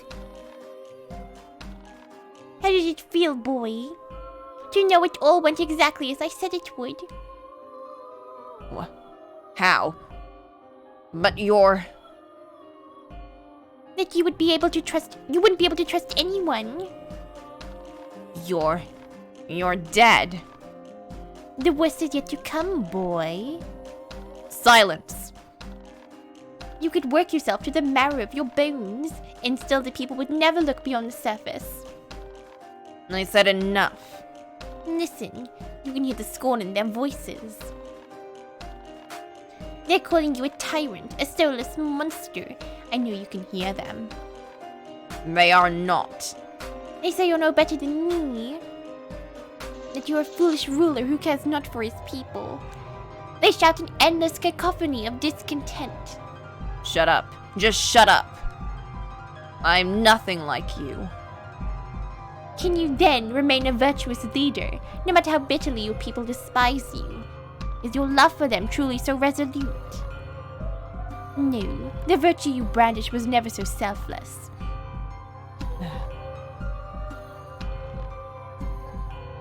Tell me I'm wrong, Samrat. It is not benevolence that drove you to take the throne, but a thirst for power, for prestige. Not another word. Do you know what truly brought you here? You were tired of people looking down on you. You thought you would be treated with respect if you had real power. You wanted it more than anything in the world. Enough already. You dedicating your life in the service of others. It was never going to last.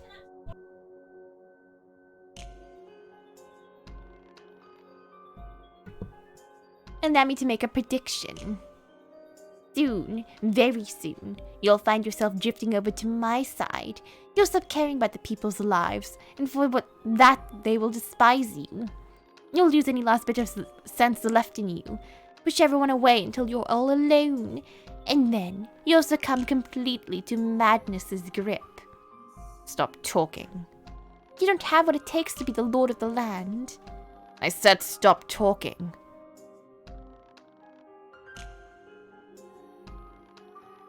Oh no.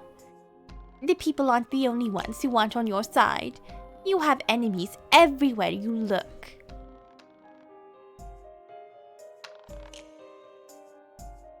The nobles don't accept you as one of them. They'll try to drag you off your throne by any means. Your aides and servants will turn on you. No, Odilon will never.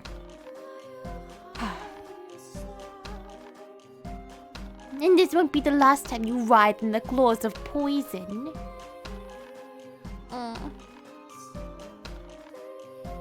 Again and again and again and again. Never will you stop being the target of others' loathing.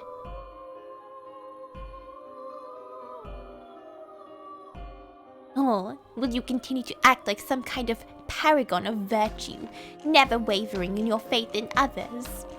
How long will your benevolence last, in the face of dozens of attempts on your life? Shut your goddamned mouth. It won't be easy, boy. Because you came from the slums, you'll face even more, even greater threats than I.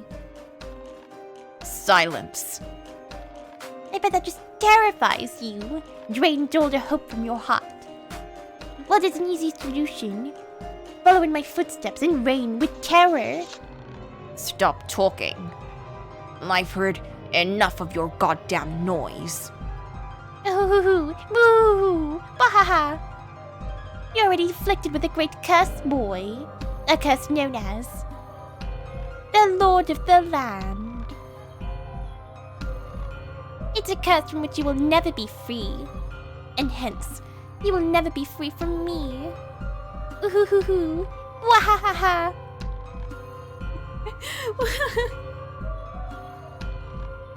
However much you may come to regret taking that throne, you can't give it back now. It's not something you can simply hand off to someone else. Nor a duty from which you can simply relieve yourself. The anguish and agony and misery it brings you every day will follow you all the way to your grave. Just stop, damn it. Keep your babbling to yourself, you damn ghost. Go on, try and make me. Cover my mouth, why don't you? You can't do it, can you? You're too weak to defeat even a mere spirit. Shut the hell up. I know precisely what your future holds, boy. You'll sit upon the throne alone, not a single person at your side. Not even death shall free you from your eternal solitude. For it is naught but an empty shell with which you decorate the throne. Stop talking!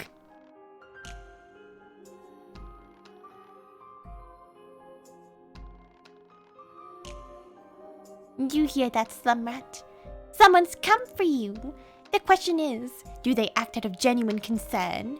Can you be sure the water they give you is safe to drink? Perhaps they mean to finish you off. If a simple grunt like him could get his hands on poison, how easy do you think it would be for the Lord's consul to procure a substance 100 times more potent? No! Oh, heck, no. Ah! Hell, he wouldn't have to go through the trouble. You're no more a threat than an insect with its wings torn off. A feeble woman, a crippled slave could plunge a knife into your trembling spine with little effort. Behold, the former mastermind of the revolution. All this suffering, you brought it on yourself by trying to defy your fate.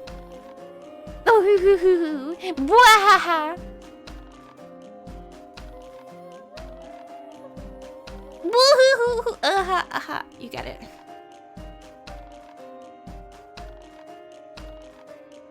The nightmares continued.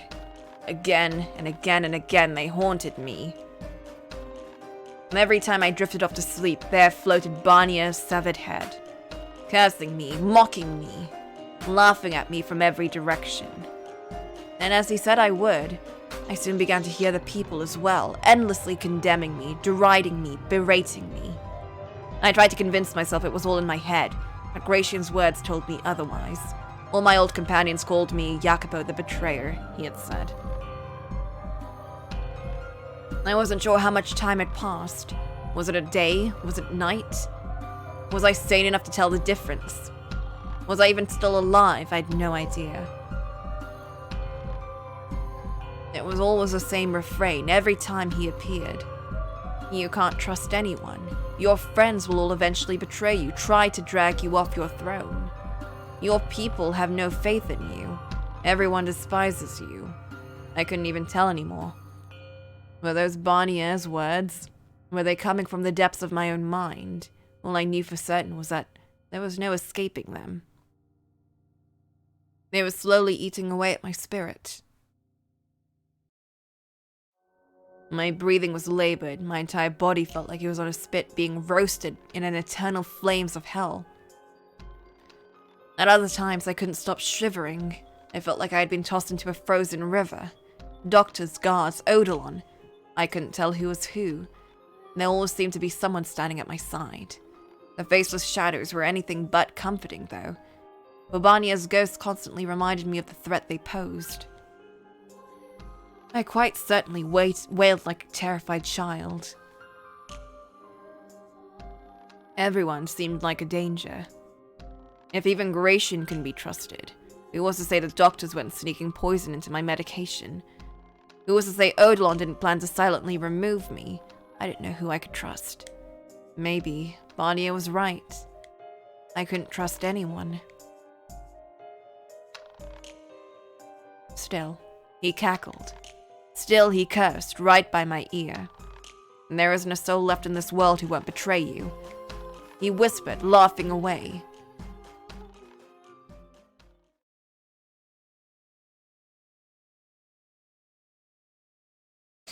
I'll BRB one sec. I'm gonna make some tea actually, if that's cool. Oh.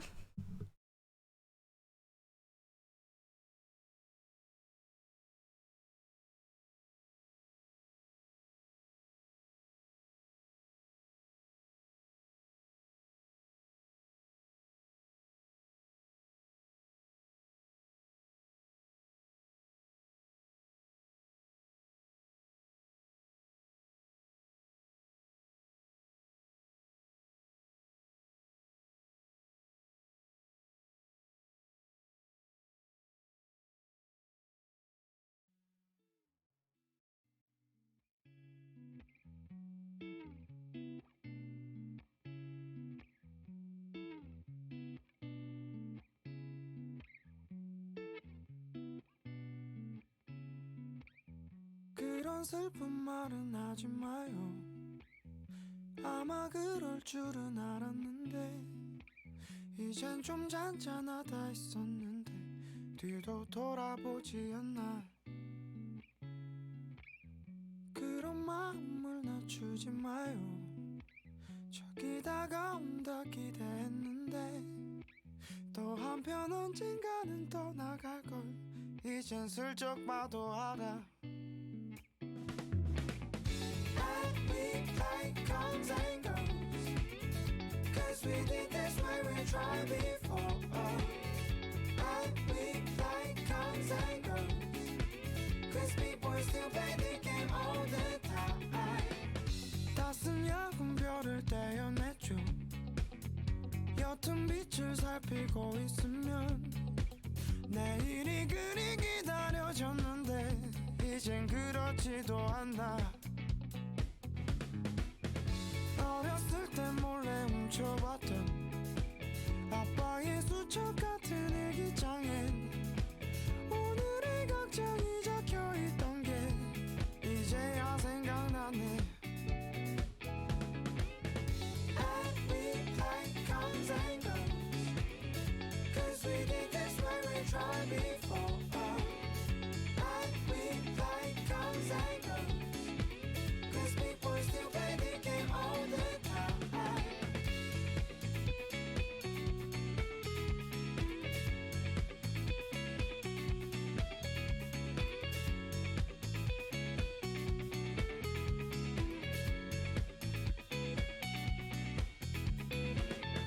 익숙하니 또 무뎌지네요.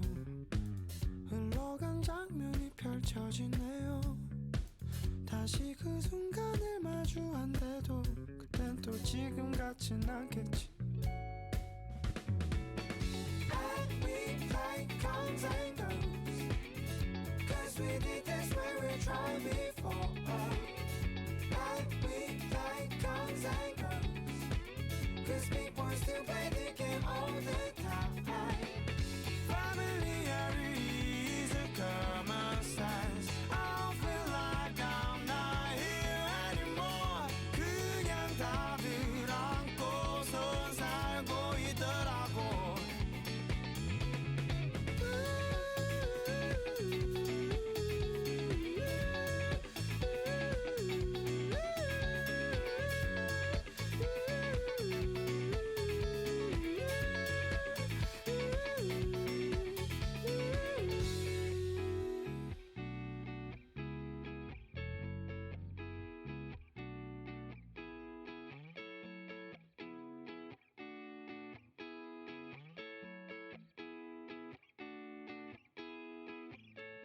다들 그렇게들 떠나나요? 이미 저 너무 멀리에 가 있네. 여기에는 아무도 안 올 테니 그냥 집으로 돌아갈래.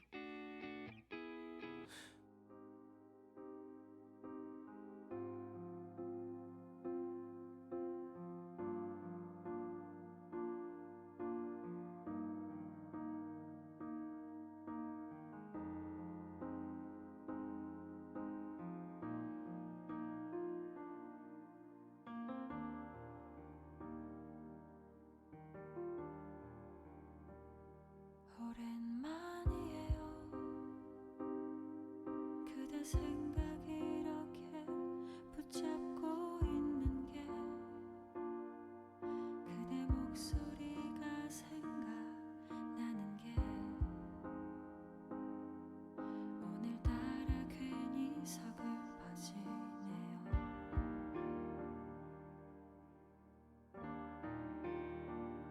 술 한잔 했어요. 그대 보고 싶은 맘에 또 울컥했어요. 초라해지는 내가 보기 싫어. 내일부턴 뭐든지 할 거예요.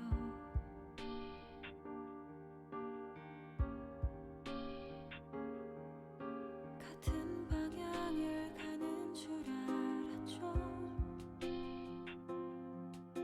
같은 미래를 꿈꾼 줄 알았죠. 아니었나 봐요.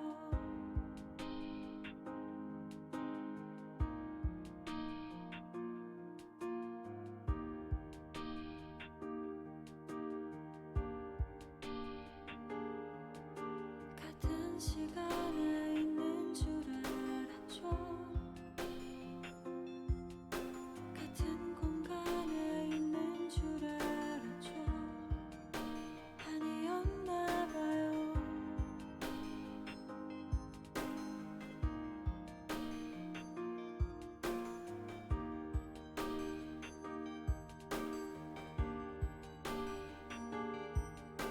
익숙함이 때론 괴로워요. 잊어야 하는 게 두려워요. 그댄 괜찮나요?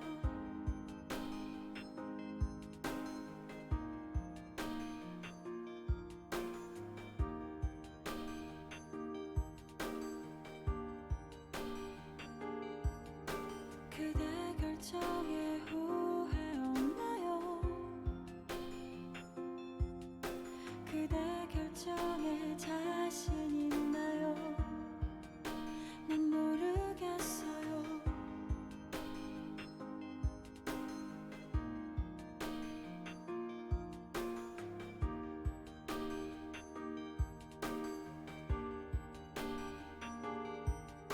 내 목소리 그립진 않나요? 내가 보고 싶은 적 없나요? 나만 그런가요? 나만 그런가요? 나만 그런가요?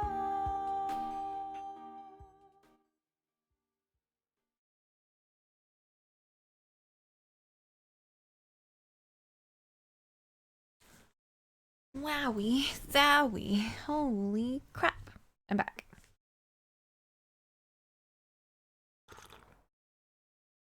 It is nice just like taking a 5-minute break, just like walking around, stretching, making some tea. Just like a moment to calm yourself, you know? Are y'all ready to continue this?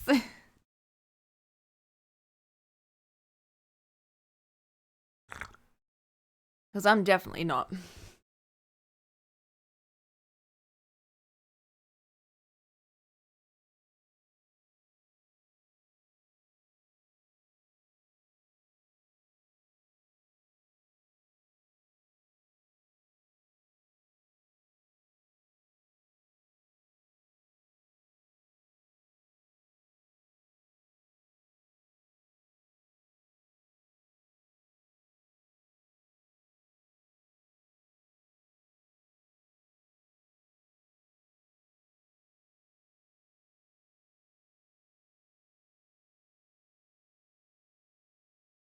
Okay. I'm back. For real. I was just like... So I hang out in the Fata Morgana server. Yeah! Yeah, me too. I sure hope they will have a happy ending. I hang out in the Fata Morgana server, and all I can really say is that the people there, they're all like established fans of the thing, but because they all know that they like the same thing, they kind of have like this very interesting take on a lot of the things that go on. Like, they like to make fun of a lot of things, and it's interesting. It's interesting, like, the opinions that they have on, like, Yaki and Yukimasa especially. Like, the more funny characters, I guess. I say funny, but I don't mean funny. Well, it's not really, like, crazy opinions. It's more just, like, they know that Jacopo's terrible when it comes to everything. So it's just they like to make fun of him a lot for that, and I find that hilarious. It's just, like, because, I don't know, I don't get to talk about this game much to much people. So, like, stumbling on, like, their actual thing, it's, like, interesting to just see, like, how this community interacts with each other. And their take on characters, and it's like, wow, it's like this is a normal series that everyone knows, but it's, you know, only just them. And it's, I don't know, it's cool.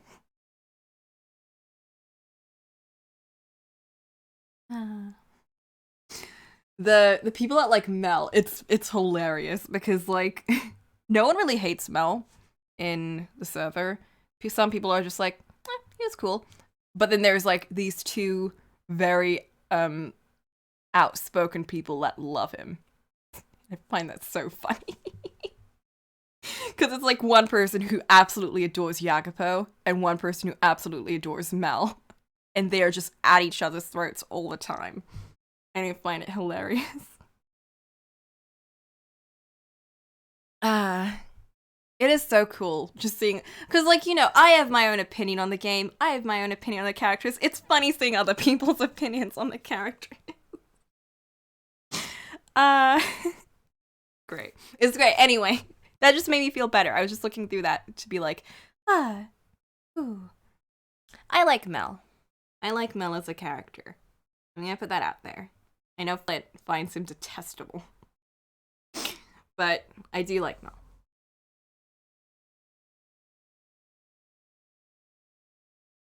I pledge my loyalty to Team Jaren. There are people that love Jaren, if it makes you feel better. There are people that love Gratian. People really like Gratian, but I think it's more as like he's a real silly dude.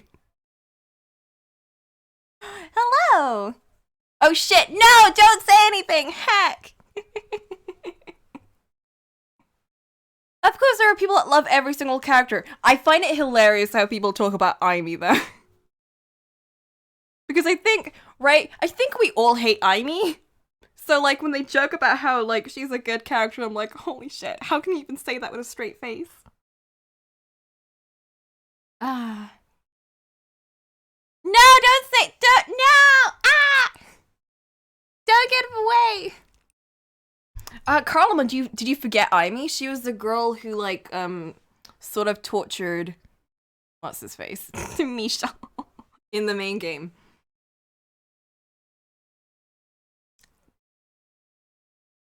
In his storyline. That was his first crush you. Turned out to be the worst. Right, we should get back to the story, though. No, don't! Don't get me away. How could?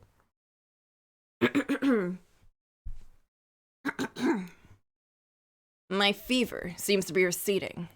I can finally move again. It looks like I survived. Oh, okay. So that was all just like his fever dream. Oh no. Odilon, Dad, please don't betray. Although I think now he might. Oh, I don't know. Hey, is anyone there? Where are you, Odilon? Anyone?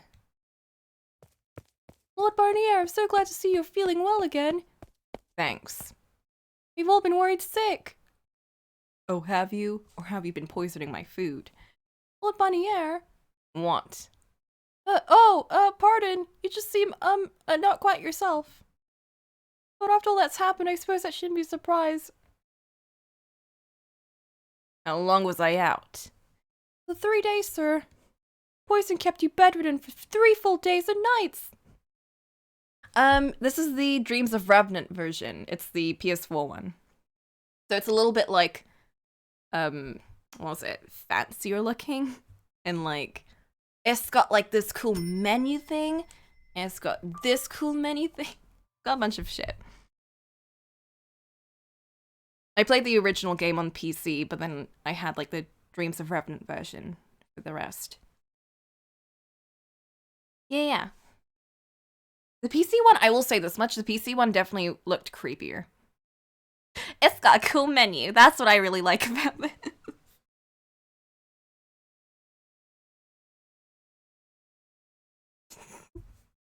I know. Aren't they remaking the game on PC? Are they adding reincarnation to the remake? Or is that only for the PS4 version and the Vita version? That long, huh? Then I've got a lot of work to catch up on. Yes, sir. I employ you to take things easy for the next few days. When do I ever have time for that? Now where's Odilon? I haven't seen him. Go fetch him for me. He's presently... Don't tell me he's not around. Where the hell did that old man get off to? Dad, no. No, he's here. But please, Lord Bonnier, try to remain calm. What? Odilon was...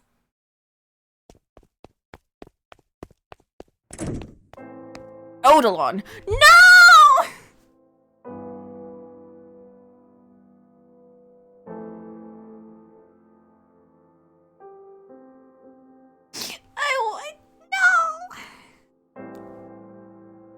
My lord, is that you? Thank heavens you are well. No! Forget about me, what happened? My deepest apologies. I don't want an apology. I want you to tell me why this happened. Please, my lord, distress not over the simple old man. Ugh. Odie.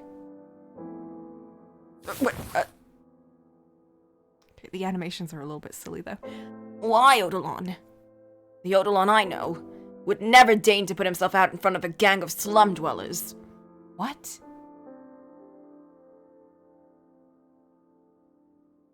Please, Lord Bonnier, try to remain calm. Odilon was struck in the head with a stone and is in critical condition. God damn it. The following day. That is, the day after Gratian poisoned me. A dozen people from the slums showed up at the manor gates. They cried in agony, in angry protest against the Lord, demanding change. Final Nu. I don't recognize that name. What is your name in the actual Discord? I think I'm getting confused. Evidently, Gratian hadn't kept word of my deception to himself. In addition to their other complaints, they shouted that I was a fake, that I wasn't actually nobility. Oh, Bicon! Hey! I recognize that. They threatened to reveal my secret if I didn't do something about their living conditions. As the commotion dragged on through the day, people within the manor started getting restless. Eventually, it got to be so tense that Odilon stood near a window, told them they needed to cease immediately. If they wouldn't, they would be charged with majesty? Which is when he was hit in the head with a rock and lost consciousness. God, you damn fool. I'm quite pleased to see you have recovered. Enough to shout with such vigor. Now I needn't worry. Wait, slow down. Worry about what? Regrettably, it would seem, old age has bested me. I think the stone must have gotten my eyes. Or I cannot see you there, my lord. No! I'm right here. Please don't give up on me. You're stronger than a stupid rock. Give it a few days and you'll be back to perfect health. Even if your sight doesn't come back, you can still do your job. I can tell you everything I see. Yeah. The way that the channel works is, or the server works in general, is that they have like individual things, like channels for each thing, and you kind of like have roles set to like, oh, I've completed the game, so now I can see all of the channels, or oh, I've only completed this chapter, so you can only see that chapter, and you also cannot see the history of that chapter if you're still on that chapter, so you can't get spoiled on things in that chapter. So you can talk about it, but you can't see spoilers of it until you've like moved on to the next chapter. It's pretty neat. It's like pretty good for keeping yourself unspoiled. Come on, Odilon. My sincerest apologies. Please. Why would you even go try and talk them down yourself anyway? Whatever happened to acting only in your own benefit? What did you have to gain from not having them executed on the spot? They were rioting in front of the Lord's manor. You had no reason to bother warning them. There was no question they were committing a serious offense. Why didn't you just do what you would always do? And then I would argue with you about it, like I always do. What the hell got into you, Odilon? I suppose I must have softened up somewhat. Excuse me? You cared so much about your friends in the slums, my lord, but I took pity on them. Old age seems to weaken more than just the body. How truly inconvenient. Odilon. Nevertheless, I'm glad this old body held out until today. What are you? I would not have been able to pass on peacefully had I not seen you recovered from the poison, my lord. Stop it. Don't talk like that. I told you you're stronger than one damn rock. I'm your lord, damn it. My word is a law. You have to live, I say so. 'Tis with great regret that I must defy my lord's command. No. Enough, I mean it. You stop this right now. Oh, my warnings against being swayed by your emotions remain unheeded, I see. And who the hell's fault do you think that is, huh? You are the Lord. The sooner you learn to control that blaze, the smoother your future endeavors will proceed. Do not allow your days to be cut short as well, in a moment's weakness. He actually was the dad character. No. I implore you to always remain strong, and ever high of heart, so that none may drag you down. Ah, with the death upon me, my hands are shaking dreadfully. I would love that. I would love for that to not be real. I didn't think anything scared you. It terrifies me to know I will be leaving you alone. Before I was able to teach you everything, I cannot bear knowing I have forsaken you. At but the onset of a great and perilous journey, there is so much more I have yet to pass on to you that you will need in order to become a great ruler. So much. Then don't go, stay and teach me. You said you wanted to fulfill your duties as a consul, that you didn't want to die until you had accomplished everything worthwhile. You can't tell me you're satisfied with this. Odilon. Odilon? Odilon. Don't do this, you can't. Say something. Please say anything. Tell me it's all a cruel prank. Please. Odilon!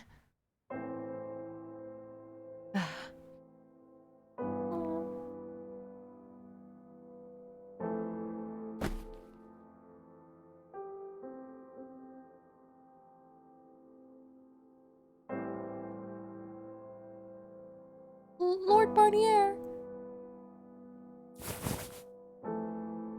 Odilon is dead. Make arrangements for a funeral. Yes, Lord. And what happened with the riot? They fled soon after striking Odilon. I would wager they returned to the city. Thank you. Would you like something done about them, Lord? I would. They need to understand that their actions have consequences. Oh no, here we go. They slandered their lord and murdered his consul. We can't just let them walk away from that now, can we? We will have them all arrested and thrown in the dungeon. I said there would be consequences. If we just slap them on the wrist, they will come back and do it again. They'll mock me, condescend me, ridicule me, keep making a mess of my home. Tell me, do you feel safe serving a lord whose people neither respect nor fear him? Would you have any admiration for a leader like that? Have them executed. Since Odilon isn't here to advise it, I, Lord Barnier, officially order. Every spark of opposition is to be snuffed out. You find every last one of the rats and relieve them of their heads, and then put them on display in the city square. Make sure they know damn well exactly what awaits. Anyone who opposes Lord Barnier. Yes, Lord. Yikes. Odilon's blood was on my hands. My inexperience and naivete had gotten him killed. He had warned me again and again that my people had no love for me. But I ignored him, foolishly believing in friendship, letting Gratians into my house, ultimately getting Odilon murdered. My trust didn't belong with Gratian or my old slump companions. It belonged with Odilon. I should have realized so much sooner that he was the one and only person left I could trust. Men with whom I had spent years had likely participated in that riot. Men whose names I knew, whose faces I recognized, with whom I had spoken on countless occasions. I felt not even a pang of regret in ordering their death. I didn't reminisce about the good old days. Those days were gone, irrelevant, meaningless. I felt no sympathy for the people they were leaving behind, nor did I so much as bat an eye when I saw their bodies lined up before me. Compassion bred weakness, made you invulnerable. I had to excise every last bit of it. It was the last thing I needed, for I was a lord, Jean-Francois Barnier.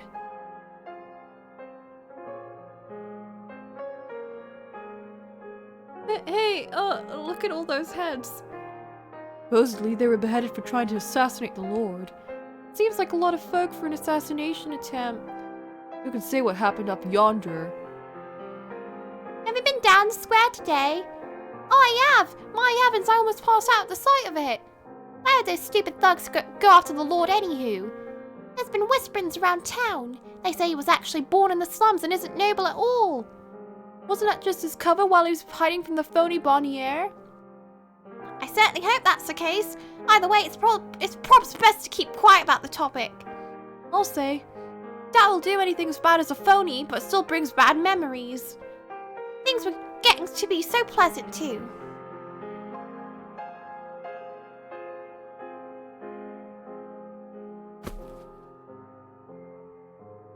Oof. What is this? Some kind of sick joke? Fucking Gratian's right at the very front. And the other guys he used to hang out with at the pub. Did you kill them all, Jacopo?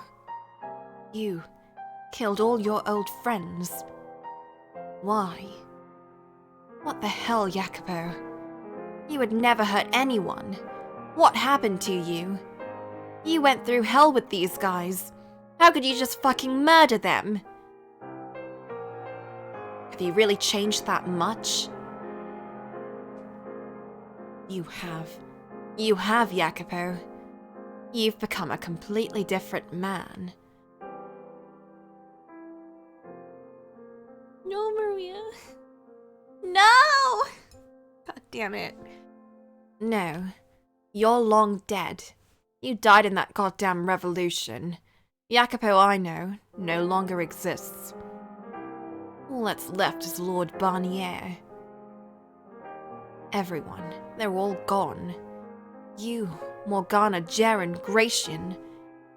Every last one. What the fuck, man?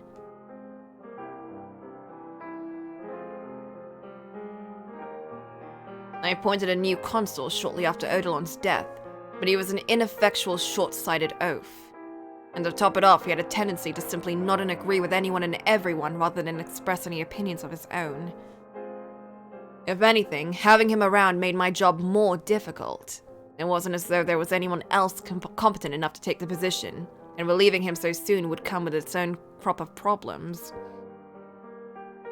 I ended up using him to shuffle papers and handle other menial work while I took care of actual decision-making. My first order of business was to establish clearly defined rules and punishments. Speaking ill of the Lord, spreading false rumors about his lineage, creating art of any form which could be interpreted as defamatory. These were all considered acts of lesser majesty, and, in the most severe cases, were potentially punishable by death. I started seeing results almost immediately. People stopped claiming I was fake, that I came from the slums. The Barnier name became a symbol of fear once again. Heck. My renovation efforts proceeded as originally planned. The city flourished as a commerce hub, attracting merchants and patrons and visitors from near and far. Some fields had to be removed, as well as accommodate the expansion of the marketplace. They were hardly producing anything worthwhile to begin with. Farmers wanted to keep farming, they were free to move elsewhere. I scaled down the size of the slums while scaling up security. Lacking leadership, what little remained of the peacekeeper group had turned into a gang of unruly thugs. Rather than keeping the peace, they largely made things worse. In response, I forbade the formation of unauthorized organizations within the slums. With all that in place, the city was much safer and more orderly. The economy significantly stronger than it had been under my predecessor's rule. However, those unfortunate enough to miss riding the wave of economic growth found themselves failing ever further behind their neighbors. The ravine between the poor and wealthy had become nigh uncrossable.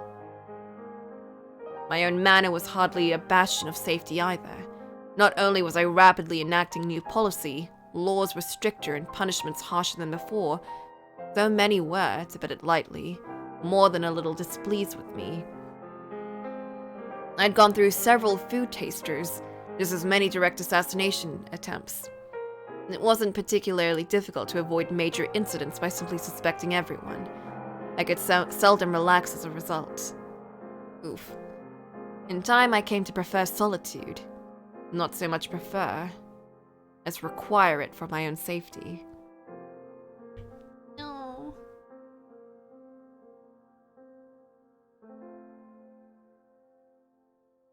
Odilon's death left me with more than just solitude, though. The phantom slipped free from my dreams, appearing from my shadow whenever I was alone, laughing endlessly. Oh no, not again. What did I tell you, boy? You're controlling them with fear, just as I did. It's a wonderful feeling, is it not? The look of terror on a man's face is the most exquisite thing in all the world. Silence, you. Stand by the window and listen. You can hear them, all the way from the bottom of the hill. Bemoaning the great and terrible Lord Barnier. Be quiet. And you know who their cries were about. It's not me any longer. It's you, boy. Shut up. God damn it. Don't fool yourself. You're no better than me. Enough, I said silence, spirit. I am nothing like you. Is that so? Then tell me, boy, how do we differ? Well, we don't throw blood parties for one thing. I'd say that's a big difference. Yeah, I don't hold those disgusting banquets for one. Yeah, not yet. Nor do I torture slaves for my own sick pleasure. By your command, hundreds of slaves are being worked so hard it will surely spell their death. How is that any different than murder or torture? Their deaths aren't meaningless, oof. They're giving their lives for the good of the city. In your eyes, perhaps. How many would take your side?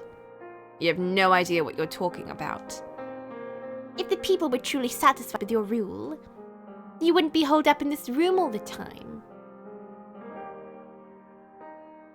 You have no one you can open up to, no one to offer you companionship. What better proof of your tyrannical ways than your own isolation? Shut your damn mouth. You wretched man! How many times have you been betrayed? Have you found anyone you can trust after all your old friends proved you couldn't even count on them? No, for God's sake, quit babbling already. Solitude will be your constant companion for the rest of your days. Should you let your guard down even for a moment, know that 100 men lie in wait, ready to plunge their blades into your back.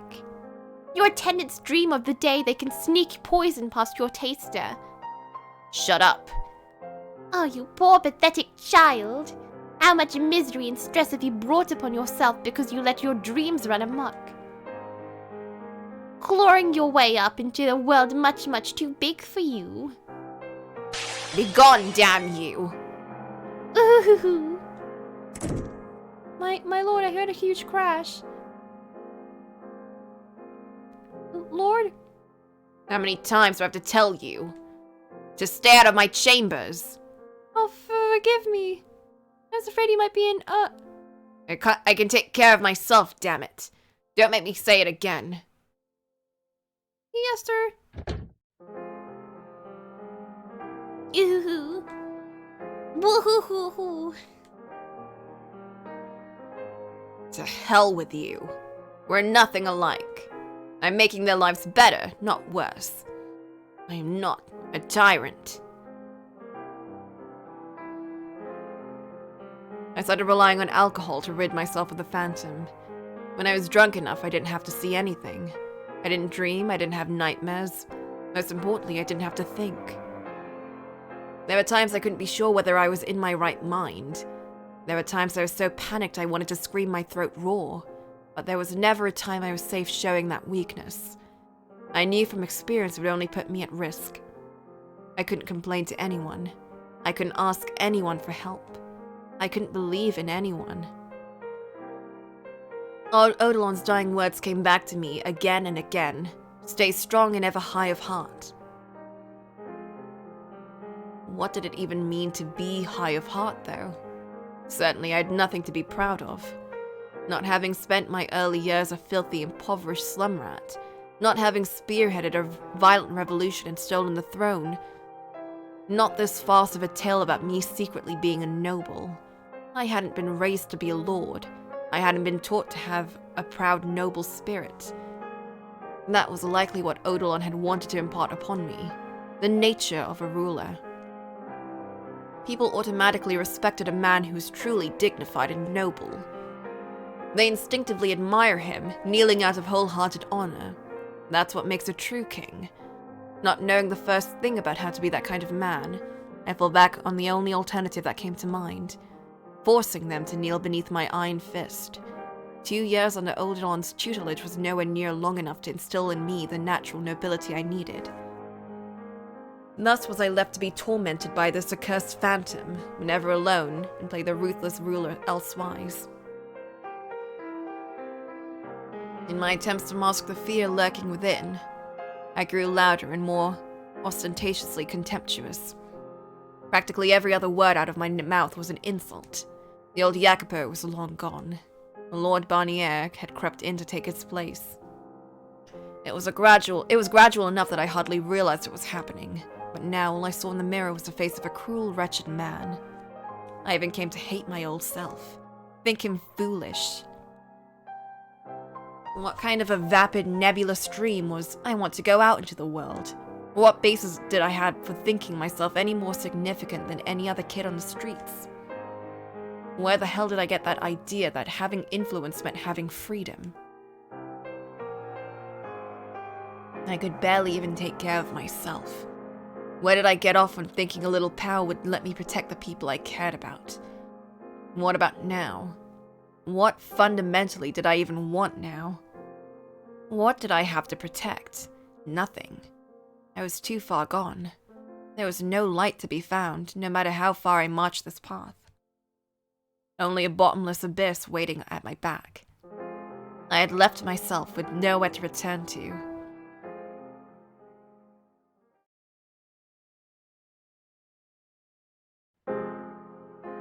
Holy shit.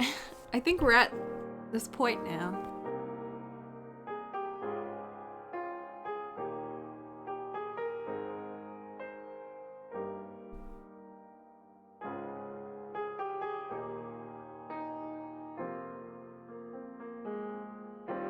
Okay. Whew. Before I knew it, nearly 4 years had passed since the revolution. By then, not a soul dared defy my will. I was surrounded by people who supported my every decision. Few of them genuinely agreed with me on everything, obviously. No one could deny how much growth I had brought about. So long as I continued to produce results, I would continue to have their outward support. As a trading hub, the city flourished. The citizens were less than thrilled about the work I was doing. The poorest especially seemed to hold a great deal of enmity for me. I was reaching the point where I couldn't manage on the support of the upper crust alone. Simply dumping sacks of coin into the streets wouldn't end poverty, though. Increasing taxes on imported goods would undermine everything I'd built up.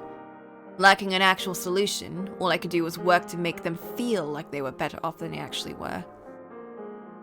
Fortunately, it was much easier to pull the wool over the middle and lower classes' eyes than it was the better educated upper class.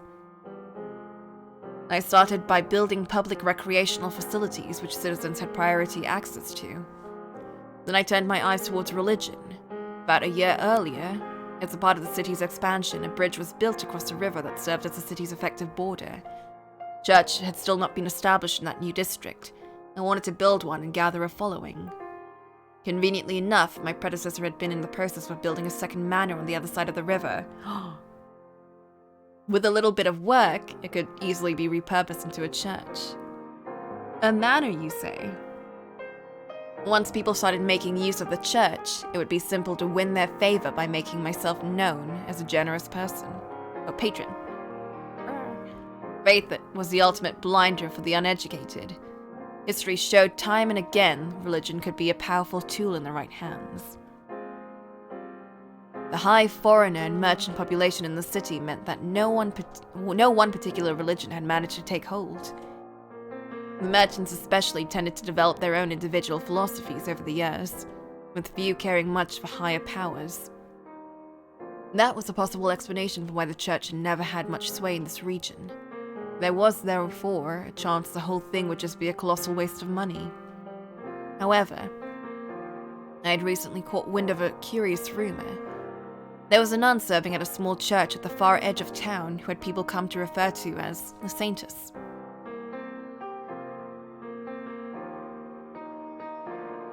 A nun, you say? Marie, come here, Sister Marie.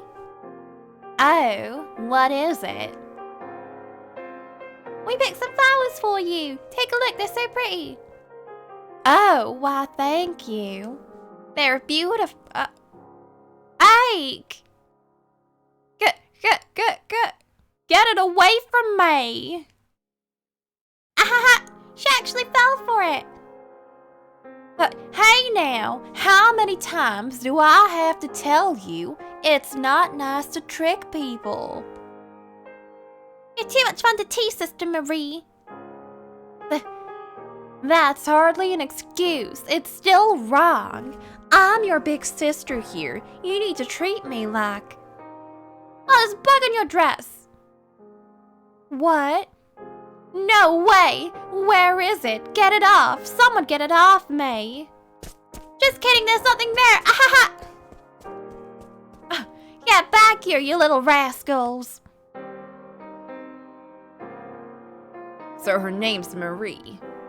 Not quite what I envisioned of the so-called saintess. She seeks out orphans to take into her care and offers food for the hungry, shelter for the homeless, and rest for the weary. And where exactly do the funds from that come from? She covers it all herself, supposedly. I highly doubt she has that kind of money just sitting around. Look at the building. It's practically falling apart. Wait a second, I get it. She makes use of all the church resources to fund her charity. Oh, that's correct, my lord. Huh. Is she really so foolish as to not realize that's unsustainable? Locals are quite fond of her, but at the same time, the same cannot be said of the priests and the other nuns. Her work is causing them great financial stress. I'm not surprised. I summon her. No, don't bother. I've seen more than enough. Yes, my lord.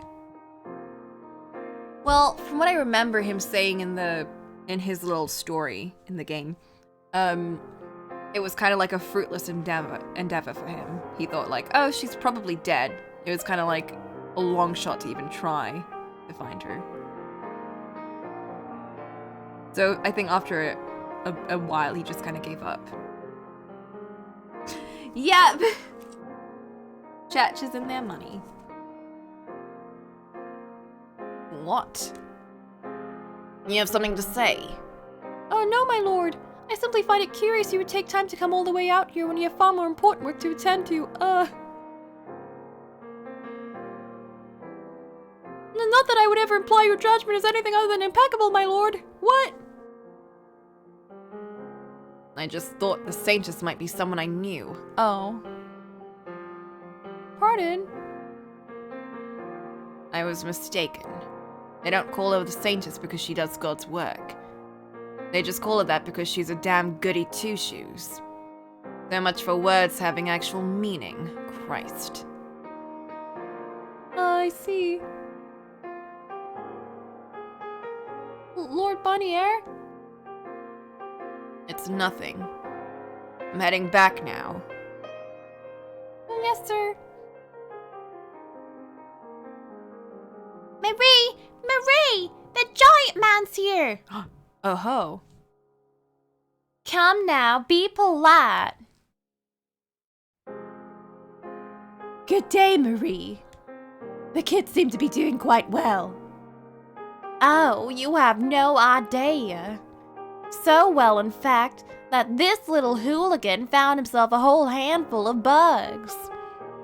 Oh, and goodness, he about scared me out of my skin. Haha! A little mischief's a good thing. Well, Listen.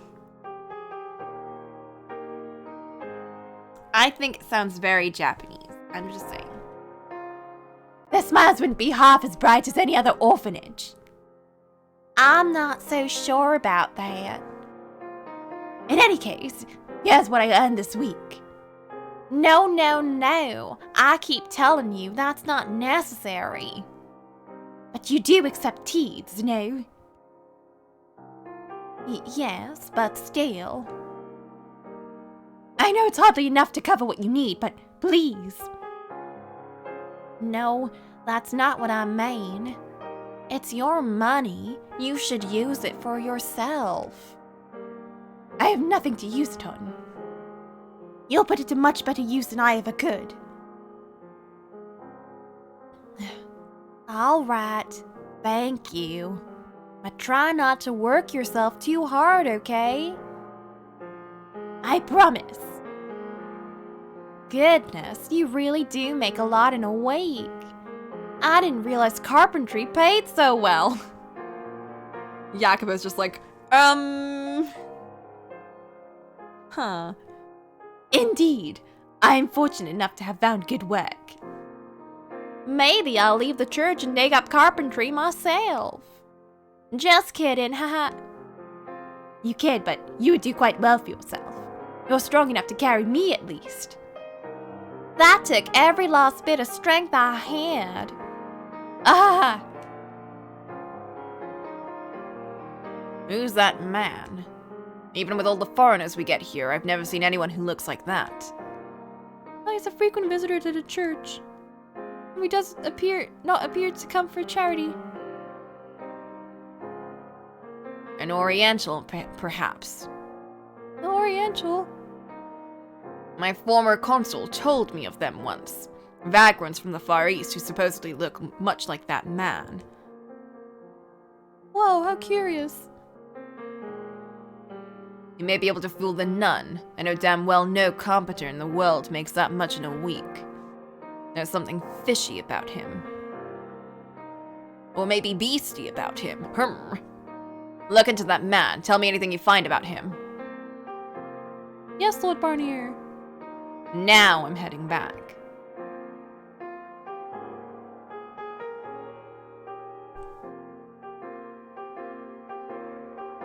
In addition to the renovations for the church and gathering intel on the Far Eastern man, I made sure to keep an eye out for any unusual rumors or happenings outside the city's border. Of all the reports I received, the one that caught my attention was the word of a witch who lived by a lake. God damn it. Here we go.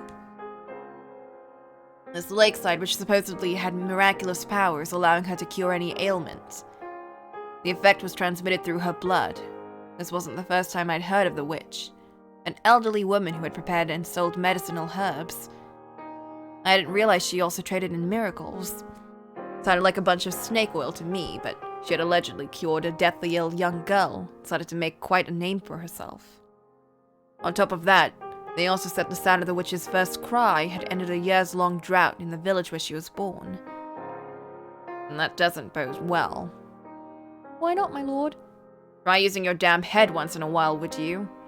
Two competent denominations forming so close together. You don't see how that could lead to all sorts of headaches. The objective is to unify the people under a singular banner, to which I then pledge my support and earn their favor. All of that becomes moot if their faith turns towards this witch. The people do love their heroes and miracles, after all. Quite an attractive proposition, I must say. I'm mocking them, you buffoon. I beg your pardon. The chances of it growing into something actually worth worrying about are slim.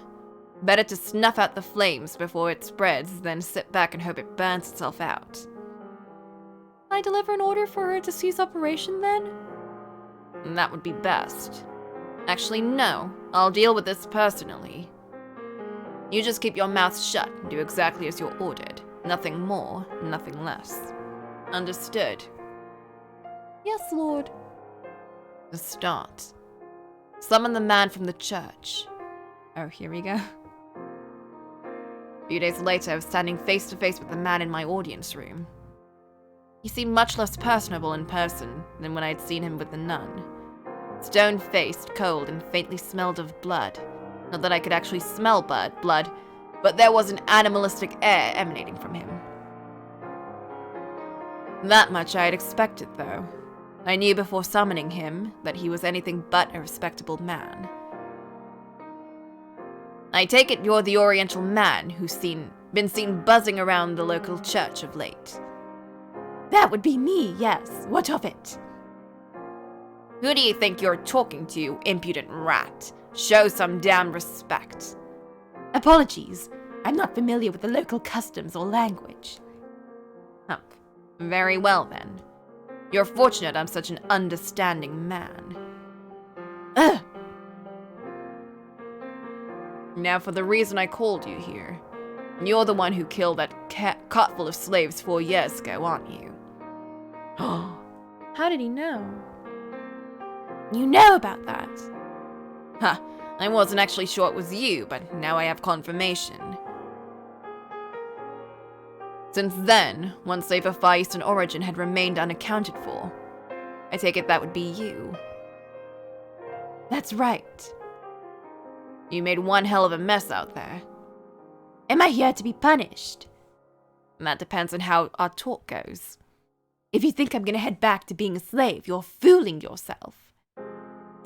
I don't need any more damn slaves, and I certainly don't want you as one. You're obviously not finding any respectable work, being an ex-slave. I take it you're still in the business of getting your hands dirty, are you not? I assume you're playing cat burglar or something, living off whatever you can swipe from the nearest unlucky bastard. Correct. Isn't it comical, then? You would choose God's sacred house to stretch your legs in, you filthy dog. I absolutely agree. I thought that would get a reaction out of you. Seems you've got no bite in you today. Never mind, let's get down to business. You're going to help me out with a little something I'm working on. Help you with what exactly? Something that's going to make me a lot of money. If you lend a hand, I'll make sure you're well taken care of. Along with the church you're so fond of, and the nun you've taken a liking to. The nun of yours has made quite the name for herself. Out in my city proper, people have started calling her the Saintess. They're right about that. She is. Ha! The commoners love their heroes and saints. They eat that rubbish right up. But saint or not, you can't simply create food from nothing. Her work is causing financial troubles for the church, is it not? It is, yes. If you help me with this, I'm offering you an entirely new church. One where she has complete control to do as she wishes. She'll make it into the biggest church in the city. She'll be able to help even more people, which should surely please her. What would you have me do? Jumping at the first whiff of scraps. You really are a dog, aren't you? I don't like conversations that overstay their welcome. Fair enough. Then let's get to business. Not far from here lives a witch whose blood has the power to cause miracles. Miracle blood? Sounds like a sham to me. You never know. They say the sound of her first cry brought rain to the land where she was born, saving the entire village from drought. They say her blood has the power to cure any disease. I'll worry about the veracity of the rumors later. Right now, all I want for you is to capture her and bring her to me. Explain something to me, Lord. You said that if I helped you, the nun would be able to save more than she does now. How does capturing this witch accomplish that? I'm glad you know how to listen, dog. We'll be turning the blood into a miracle elixir, which she will then distribute to patrons of the church. In exchange for tithes, of course. Selling it, then? Selling isn't quite the right word, but if that's how you want to think of it, by all means. The commoner's beloved saintess handing out an all-powerful miracle medicine, and they'll lap it up. And in turn, you'll make a fortune. Exactly. Money I can use to support her church. It'll be a boon to the city's economy as well. Single witch's freedom is what it'll cost for everyone here to come out happy.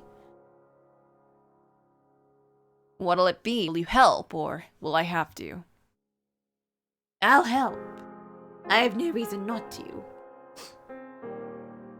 Decisive and a good listener. Excellent.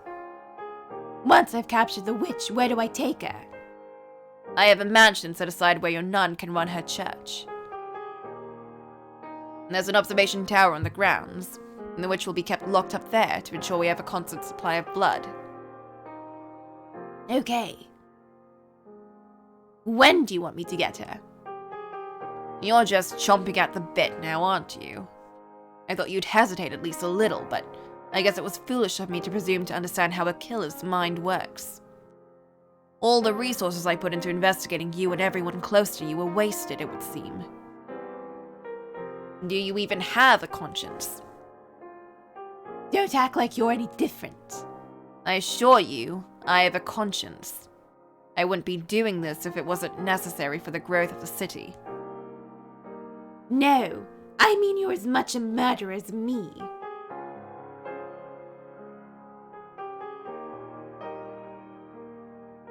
You would never come up with a scheme like this if your hands were clean.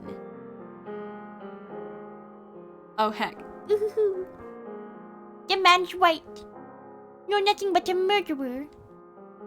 Shut up, Marty. Get out of here. How deep has the blood seeped into your hands? How many have you killed claiming their lives necessary sacrifices? How many more will die for your ambition? Silence, spirit. That poor, poor witch. Blessed with the power to perform miracles, only to win the attention of the villainous lord. It must be done. I don't have to explain myself to you. It's not like the old hag has long to live anyway.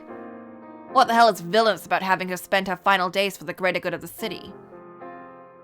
So many more lives will be improved at the cost of only one. You keep telling yourself that, boy. What you're doing is no different than my banquets. You're cut from the same cloth as the man standing before you. The same cloth as me. Be gone, phantom. Ooh.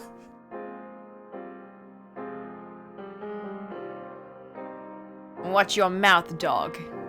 Don't you dare insinuate I would ever condescend to your level.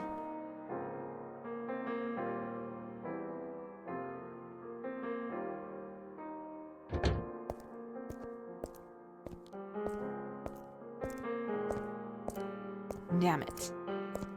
That's the first time he's shown up with someone else around. At least you behaved yourself today. Pretty sure you're smarter than most people I deal with. You won't betray me either. Is that a dog or a bird? Who knows how much longer he'll live, though. Stay. Don't touch it until I say so. Quit pouting at me like that. Oh, you're the Lord's dog. Stand tall and proud.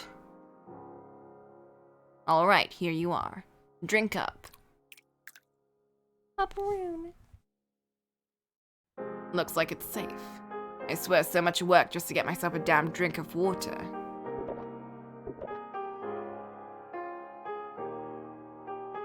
When I heard about the Saintess, I thought it might be you, but it was someone else. I never did get around to resuming the search after Odilon passed. There's no one around I can trust with such a sensitive task. It's probably for the best if I ever do find you. We can't go back to the way we were before.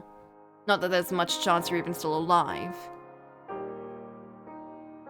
If by some strange chance you are still alive, what would you think of the man I've become?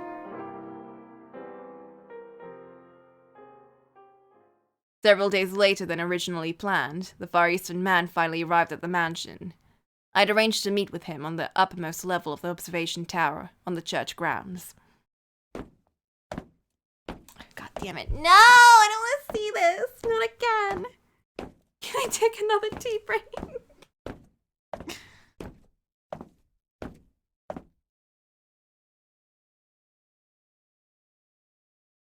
I'm gonna take a water break at least.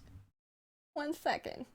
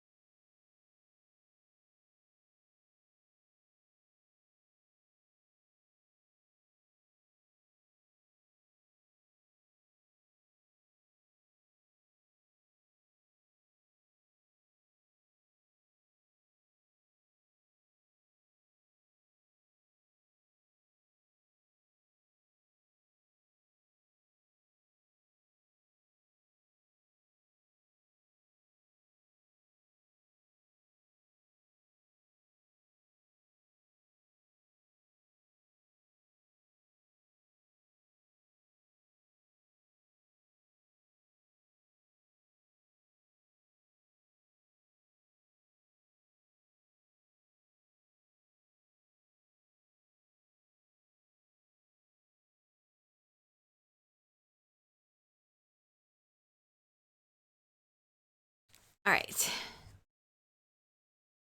Here we go.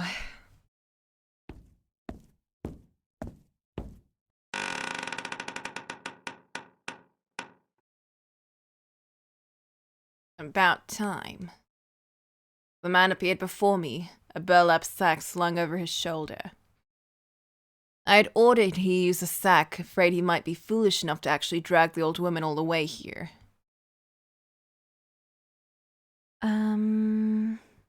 Nearing the end. I'm not sure. Probably tomorrow, yeah. Depending on how this turns out in the end. I am actually planning on doing a Final Fantasy raid in like a bit too. Or continuing the one from yesterday.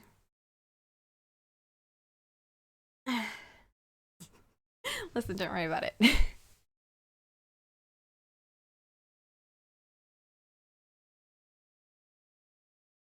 It's fine. Don't worry about it. There's your witch.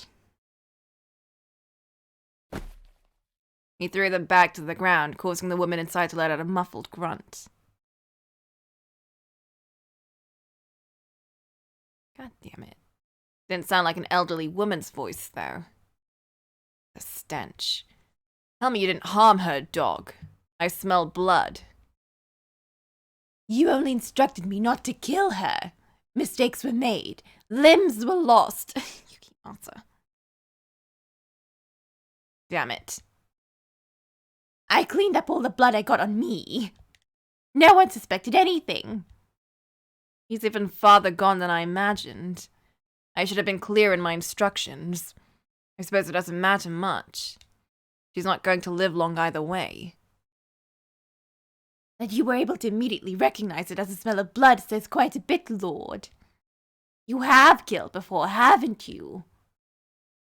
Enough yapping. She is alive, yes. Of course. Fighting back a sigh, I tossed my gaze from the man to the bag. I felt slightly sorry for the woman, but the feeling didn't last long. I had seen too many bloodied, mangled bodies, both dead and alive, to be faced by one more. He crouched down to untie the bag,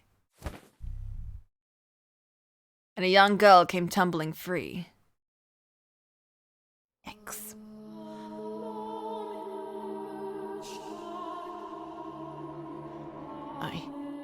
It can't be. As soon as I saw her, I knew exactly who the girl was. It had been 4 years, but no length of time could wipe from my memory those patches on her face. Or those breathtaking golden eyes, which are currently closed. But why? How? What was she doing inside the bag? Why had I ordered her captured? How? How could I have done that? Morgana. She was pale as death, shaking visibly. Confusion seized me, a cloud of swirling darkness forming before my eyes. The first thought that came to my mind was that he had gotten the wrong person. I'd only ordered her captured because I thought the witch by the lake was an old woman.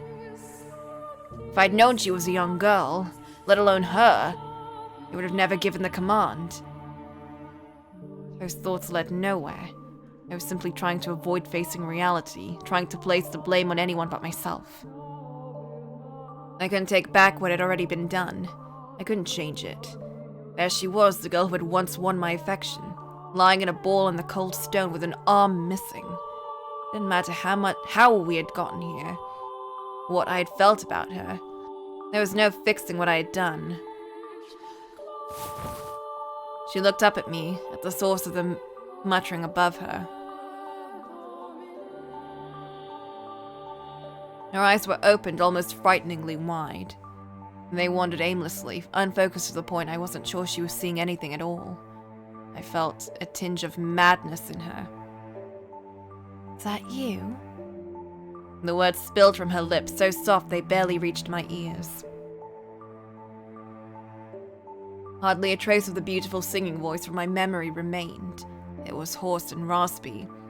every sound seemingly laced with an unfathomably deep, pitch-black hatred for all existence. You remember me? Would you even be able to recognize me anymore? How could I ever forget? Morgana, she remembered me. The days we spent together. What kind of person I had been. The boy who had refused to give up putting ointment on her face. All our friends. Those horribly unromantic encounters at the graveyard. Her taking shots at me taking shots at her. Did she really remember all the times we had shared? How could I ever forget? All the pain and humiliation you put me through. What? How could I ever forget the blood sabbats you so loved to hold? What? What was she talking about? Haven't had enough, have you? Leaving scars on every inch of my body wasn't enough for you? You haven't had your fill of my blood. I couldn't even begin to process the words I was hearing. They were little more than angry, meaningless shouts crashing into me. What the hell was she saying? Did she think I was someone else? Did she think I was him? I was Barnier? No, Morgana. That wasn't me. I wasn't the man who had caused you so much agony. Look at the girl. You would claim you haven't caused her pain. You're the man who found me, cut me up, called me a witch, and then tried to kill me. I haven't forgotten you even for a moment. No, I was the man who rescued you from him, I wanted to shout. I couldn't gather the strength to force up a single word. Only gasps of air came from my lips. It was like I'd been robbed of my voice. I don't care how much my father preaches forgiveness. That's the one thing you'll never get from me. I despise you with all my soul. I revile you with every fiber of my being. For every scar you gave me, I give you a lifetime of hatred. No, Morgana. When I finally managed to produce a sound, it was barely more audible than a whisper. In a frenzy, I made to reach out for her, but I noticed a pair of narrow eyes glaring at me. I was not aware you knew the Witch Lord. Huh. Know her? I don't just know her. She's Morgana. She's a girl This man, the Lord. He destroyed me, mind and body. No. She's not wrong. That was another man. You have become that man to her. I'm not Barnier. You will hear yourself, boy. You're the rightful heir to the Barnier name, are you not? That's what you said you stole the throne from me. This man ruined my life. How will you respond, boy? Will you say it wasn't you? Can you say it wasn't you? How will you convince her? She's clearly not in her right mind. Would she even understand it if you revealed the truth? Can you do that knowing it won't make it through to her? Will you tell her you're nothing more than a slum rat, a usurper? You deceived your way into power. Everything you built up over these years was all a lie. You killed your former friends for nothing. Odilon died for nothing. You endured betrayal after betrayal for nothing. Do you have the spine to say it, boy? All the sacrifices you made, all the pain you suffered to make it here, could all come crumbling down the moment you do.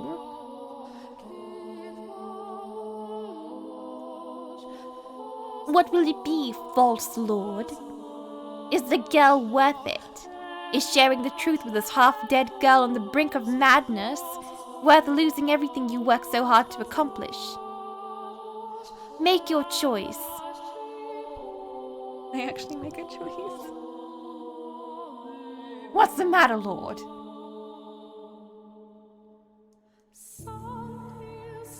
Yes, I know her.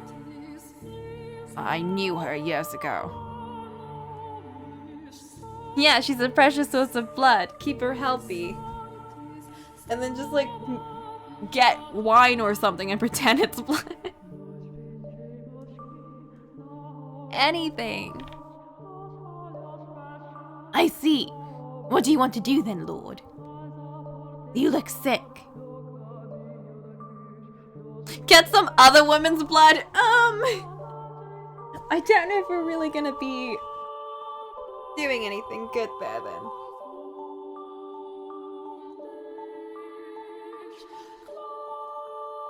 Obviously.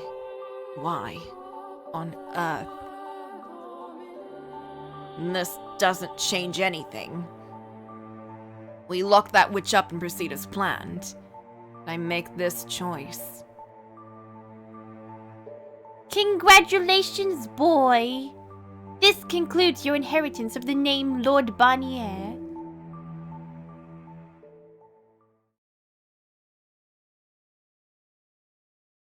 Four years earlier. It wasn't until I lost everything that I truly understood just how blessed I had been. How much my time with them had allayed my wounded spirit. How hard they had worked to mold me into an ordinary girl. But that was all gone now. I may not have said much, but I liked it there. I was quite fond of the tranquility. I didn't want to lose it. I wanted to be happy as much as anyone else.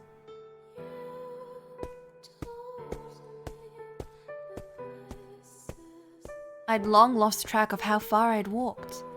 My legs were stiff and my knees didn't want to bend anymore. It took all my effort to remain upright. I was certain I would never get back up if I did fall down. I still couldn't wrap my mind around what had happened. It was all so sudden, all so horribly senseless. It was so mind-bogglingly horrendous. Part of me refused to believe it was anything more than a bad dream. That what was kept me walking. Because if I did accept it as reality, I would lose what remains of my will to live.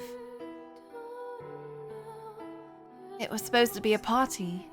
The girls got together to celebrate my birthday, making food and treats that, while hardly extravagant, was still a significant improvement over what we usually had. Everyone was laughing. Part of me was irritated by the whole affair, as I had never been comfortable in such lively environments. They were celebrating me, my birthday. I should have been overjoyed. Maybe this was my punishment for being so unappreciative. As soon as I stepped out, bandits raided the brothel. Had I stayed there but a few moments longer, things likely would have turned out quite differently, whether for better or for worse. I couldn't begin to guess, but at the very least, I probably wouldn't be here alone. I could have gone with them to the next life. During the raid, a man grabbed me and I lost consciousness almost immediately after. When I awoke, I was in a foul-smelling carriage. People were packed into the carriage like livestock. There were dozens of them, every inch of usable space filled with a body. You have to go soon? Let's see. I think that's actually a good place then.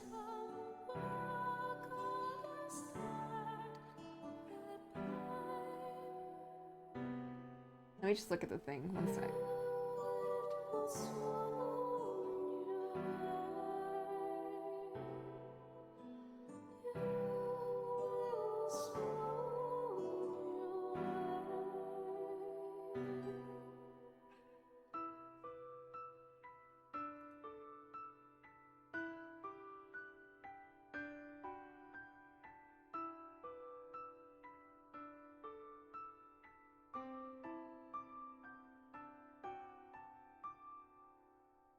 Yeah, no, I know. It's just like, it gets a little overwhelming. Like, this whole game is a little overwhelming. If I had it my way, I'd play it in, like, short bursts.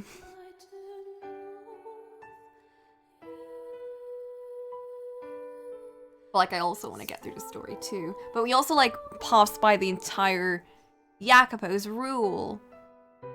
And this is kind of like, now we're in Morgana's story, so... What was she doing? Okay, yeah, they're ready whenever. In that case, I'll just stop now. Because I don't want to go too late for the raid, too.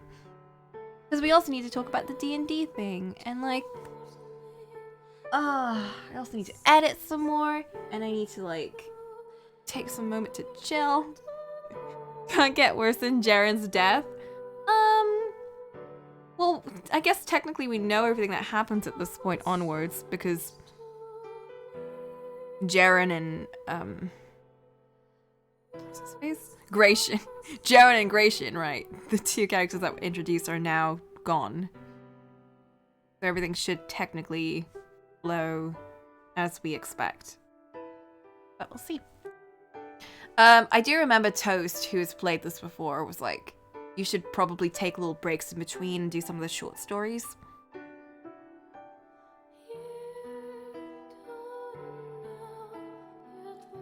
Maybe I'll do a short story tomorrow instead.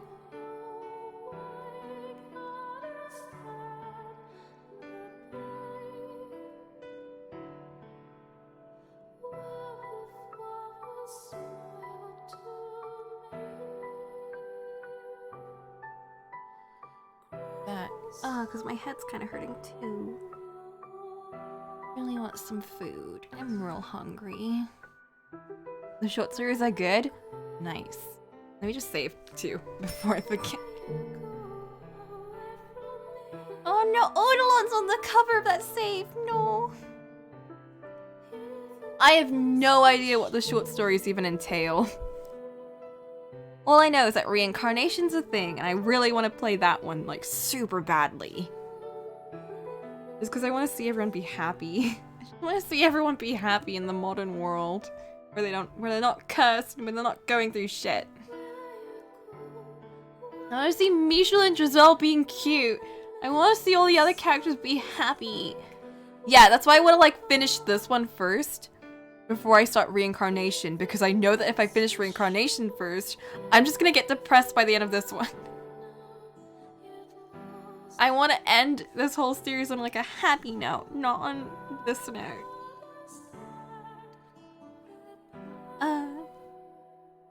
Although I did enjoy the story so far, it's an interesting take on the events. Play all the stories simultaneously. Oh, man. I mean, the short stories probably... I could probably do those at least. In between, since we technically know what happens in this one. And they're short stories, and they're not part of the other ones, so... Fine! Whatever then. I guess I'll just do it the way we were planning on doing it then. I mean, that was the original plan, so... Whatever. I'm gonna go get some food. Get out of here, losers. I don't even like y'all. Brr.